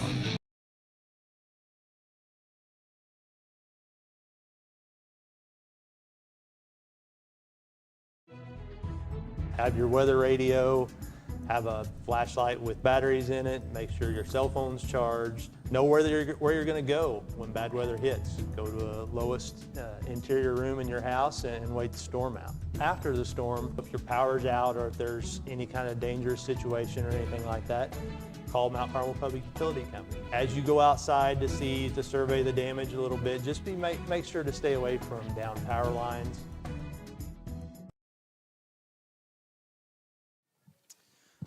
Top of the 7th now here at Paul Schnarre Field. Zach Reynolds with you, and alongside me is Mr. Paul Schnarre, and it's top 7. Wabash Valley trails by 1, 3-2. Gracie Hines back out there looking to shut it down, get back to the bats, a chance to come back.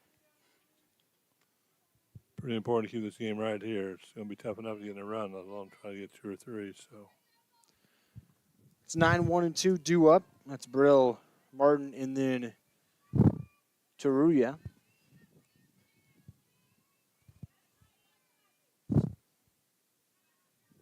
Looks like this is a new hitter. It's Bree Tomlinson in place of Brill, and she takes strike 1 on the outside corner.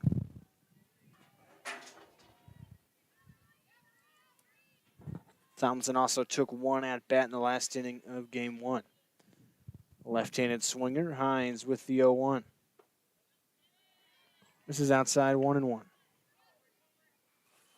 don't want to walk this batter, don't want to let them get a chance to add on to their 1-run lead. Hines looking for a shutdown inning, keep it right where it is. 1-1. Tomlinson to the right side of second base. Vincent has trouble, and Tomlinson aboard. Just didn't get quite down low enough on that ground ball. Not an easy play. Would have been close play at first base either way. And Tomlinson aboard as Lakeland wants insurance. So back up to the top of the order. First, Brill comes back in. She'll be at first base. So she didn't take the at-bat, but she'll be at first. And Brill, another really fast player, she stole a base earlier in this game, and she's 22 of 23 on the season in steal attempts.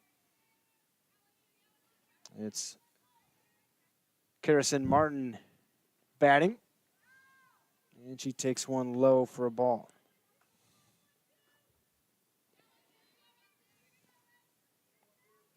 So nobody out and a runner on. Speed on the base pass.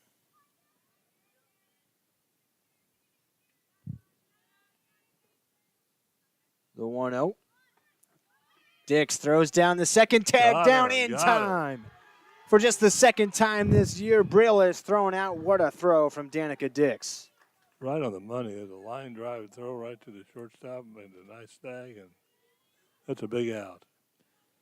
Really big towards keeping this game right where it is. And it may swing the momentum our way when we get it to bat. So let's carry it on, get another couple outs, and get back to business. Just like in most sports, it's a game of momentum. You want to have it on your side. That was big time right there for out number 1 of the inning. Next pitch to Martin. She takes it outside. So it's a 3-0 count.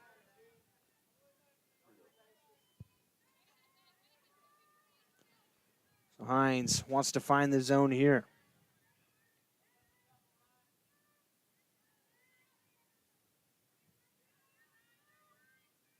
The 3-0 offering. That's in there for a strike.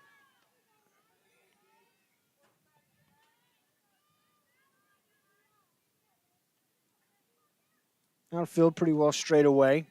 Infield slightly in because of the speed of Martin. 3-1. Line drive into right center, and Robinson over for the out.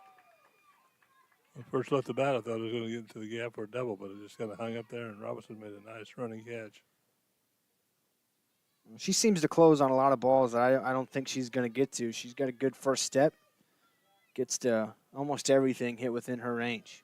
That's a key trait that you want in your center fielder. Someone with good first step, good judgment. They can close on the ball. So 2 outs and Teresu up. Line drive, right field, and a base hit. Anderson will get it in, a 2-out knock. Well, now you see the importance of that caught stealing. If they had the runner at second, that would have been another run. But instead, no harm so far. Let's get out of this with another out. Get back to work with the bats. So Taruya at first, and Kiera Johnson, powerful left-handed swinging first baseman at the plate. She's 0 for today. A couple of strikeouts and a ground out to second. First pitch swinging, flies it into right field. Anderson back, makes the catch. Well, it's pretty simple. It's 3-2, 3 outs to play with. Wabash Valley will look to come back in the bottom half of the 7th on the other side. My name is Alexis Johnson. I'm from Brookston, Indiana, and I'm in the physical therapy assistant program at Wabash Valley College. Some of the hands-on activities we have in the physical therapy assistant program is we work on each other, getting that practice in the school setting, and then we also go to clinicals. We go out and work on actual patients with actual employees and just getting hands-on with your patients. After graduating, I plan on going back to my community, working in a hospital setting, maybe a nursing home, and just helping those people around me. Are you living with chronic conditions or finding it hard to manage your health at home? If you're 18 or older, have a primary care provider through Wabash General Hospital, and live in Wabash, Edwards, White, or Lawrence County, our community paramedics can help. Get support in the comfort of your home, including follow-up care, home safety and medication education, vital sign checks, disease management support, and resource connections. Our certified paramedics will work with your doctor to provide non-emergent care to keep you healthy at home. Ask your WGH primary care provider for a referral to community paramedicine. Bottom of the 7th here, News Channel 15 YouTube, a 3-2 game. Wabash Valley won game 1, 7-1, and they'll look for a comeback bottom of the 7th inning. Trying to sweep the doubleheader. It's 7-8-9 due up. This is Danica Dix, who's 1 for 1 since coming in with an RBI, and she fouls that one straight back. McKenna Andre, the starter, still in there for Lakeland. Wabash Valley and Lakeland had split earlier in the year, back in March, when they played at Lakeland. This one's popped up. Shallow center and caught by French. Yeah, Wabash Valley right now as it stands has 2 of the only 3 conference losses for Lakeland. Wabash Valley's taken 2 of those 3. New hitter here is Selby Patberg, hitting for Hill. Mount Carmel native, a speedster, takes a strike. Ooh, that was a borderline call. Ball looked low and outside to me. Umpire's done a good job, though, all day. That's the first wet ball I didn't question. Patberg thought about a bunt, pulls back, and takes it for a ball. Lots of speed. She'll try to hit it the other way usually. Usually really closed off stance. The 1-1. Strike on the outer corner. So 1-2. Patberg will have to battle here. 1 away in the bottom half of the 7th. They've been pitching away from her. We'll see what happens on this pitch. Takes that outside. Seems to be the MO. They're going out there an awful lot on her. A couple of strikes out there, a couple of balls. See if Patberg can make the adjustment to it. Stance slightly more open than usual here, the 2-2. Slaps it towards short. Sure-handed right there. And they call her out at first. Looked like maybe a juggle at first from Johnson. They call Patberg out. I think she may have beaten that throw, and maybe there's a juggle there too, but the word that matters is the first base umpire. He called her out. So, down to their last out. Kylie Robinson steps up for the Lady Warriors. She's grounded out to third and has a single. Slaps that one to left, and she'll reach base. Want to start a comeback? It's got to start somewhere. Robinson on with 2 out. So back to the top of the order with Jocelyn Vincent, who struck out, flown out, and had a sack bunt.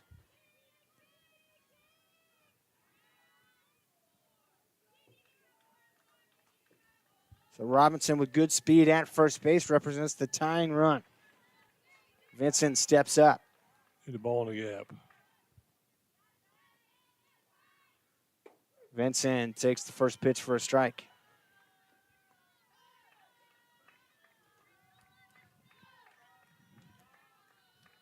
Both dugouts turn on their sides. The 0-1. Vincent pops it up. Center field. Brill comes in, makes the catch. And Lakeland takes game 2, 3-2. A hard-fought battle all the way to the end. And a split on the day. Wabash Valley won game 1, 7-1. 3-2 Lakeland, the final score here in game 2. Well played game by Wabash Valley and Lakeland both. They both made a couple of mistakes. Each of them led to runs, but other than that, pretty flawless in the field, and pitching was outstanding.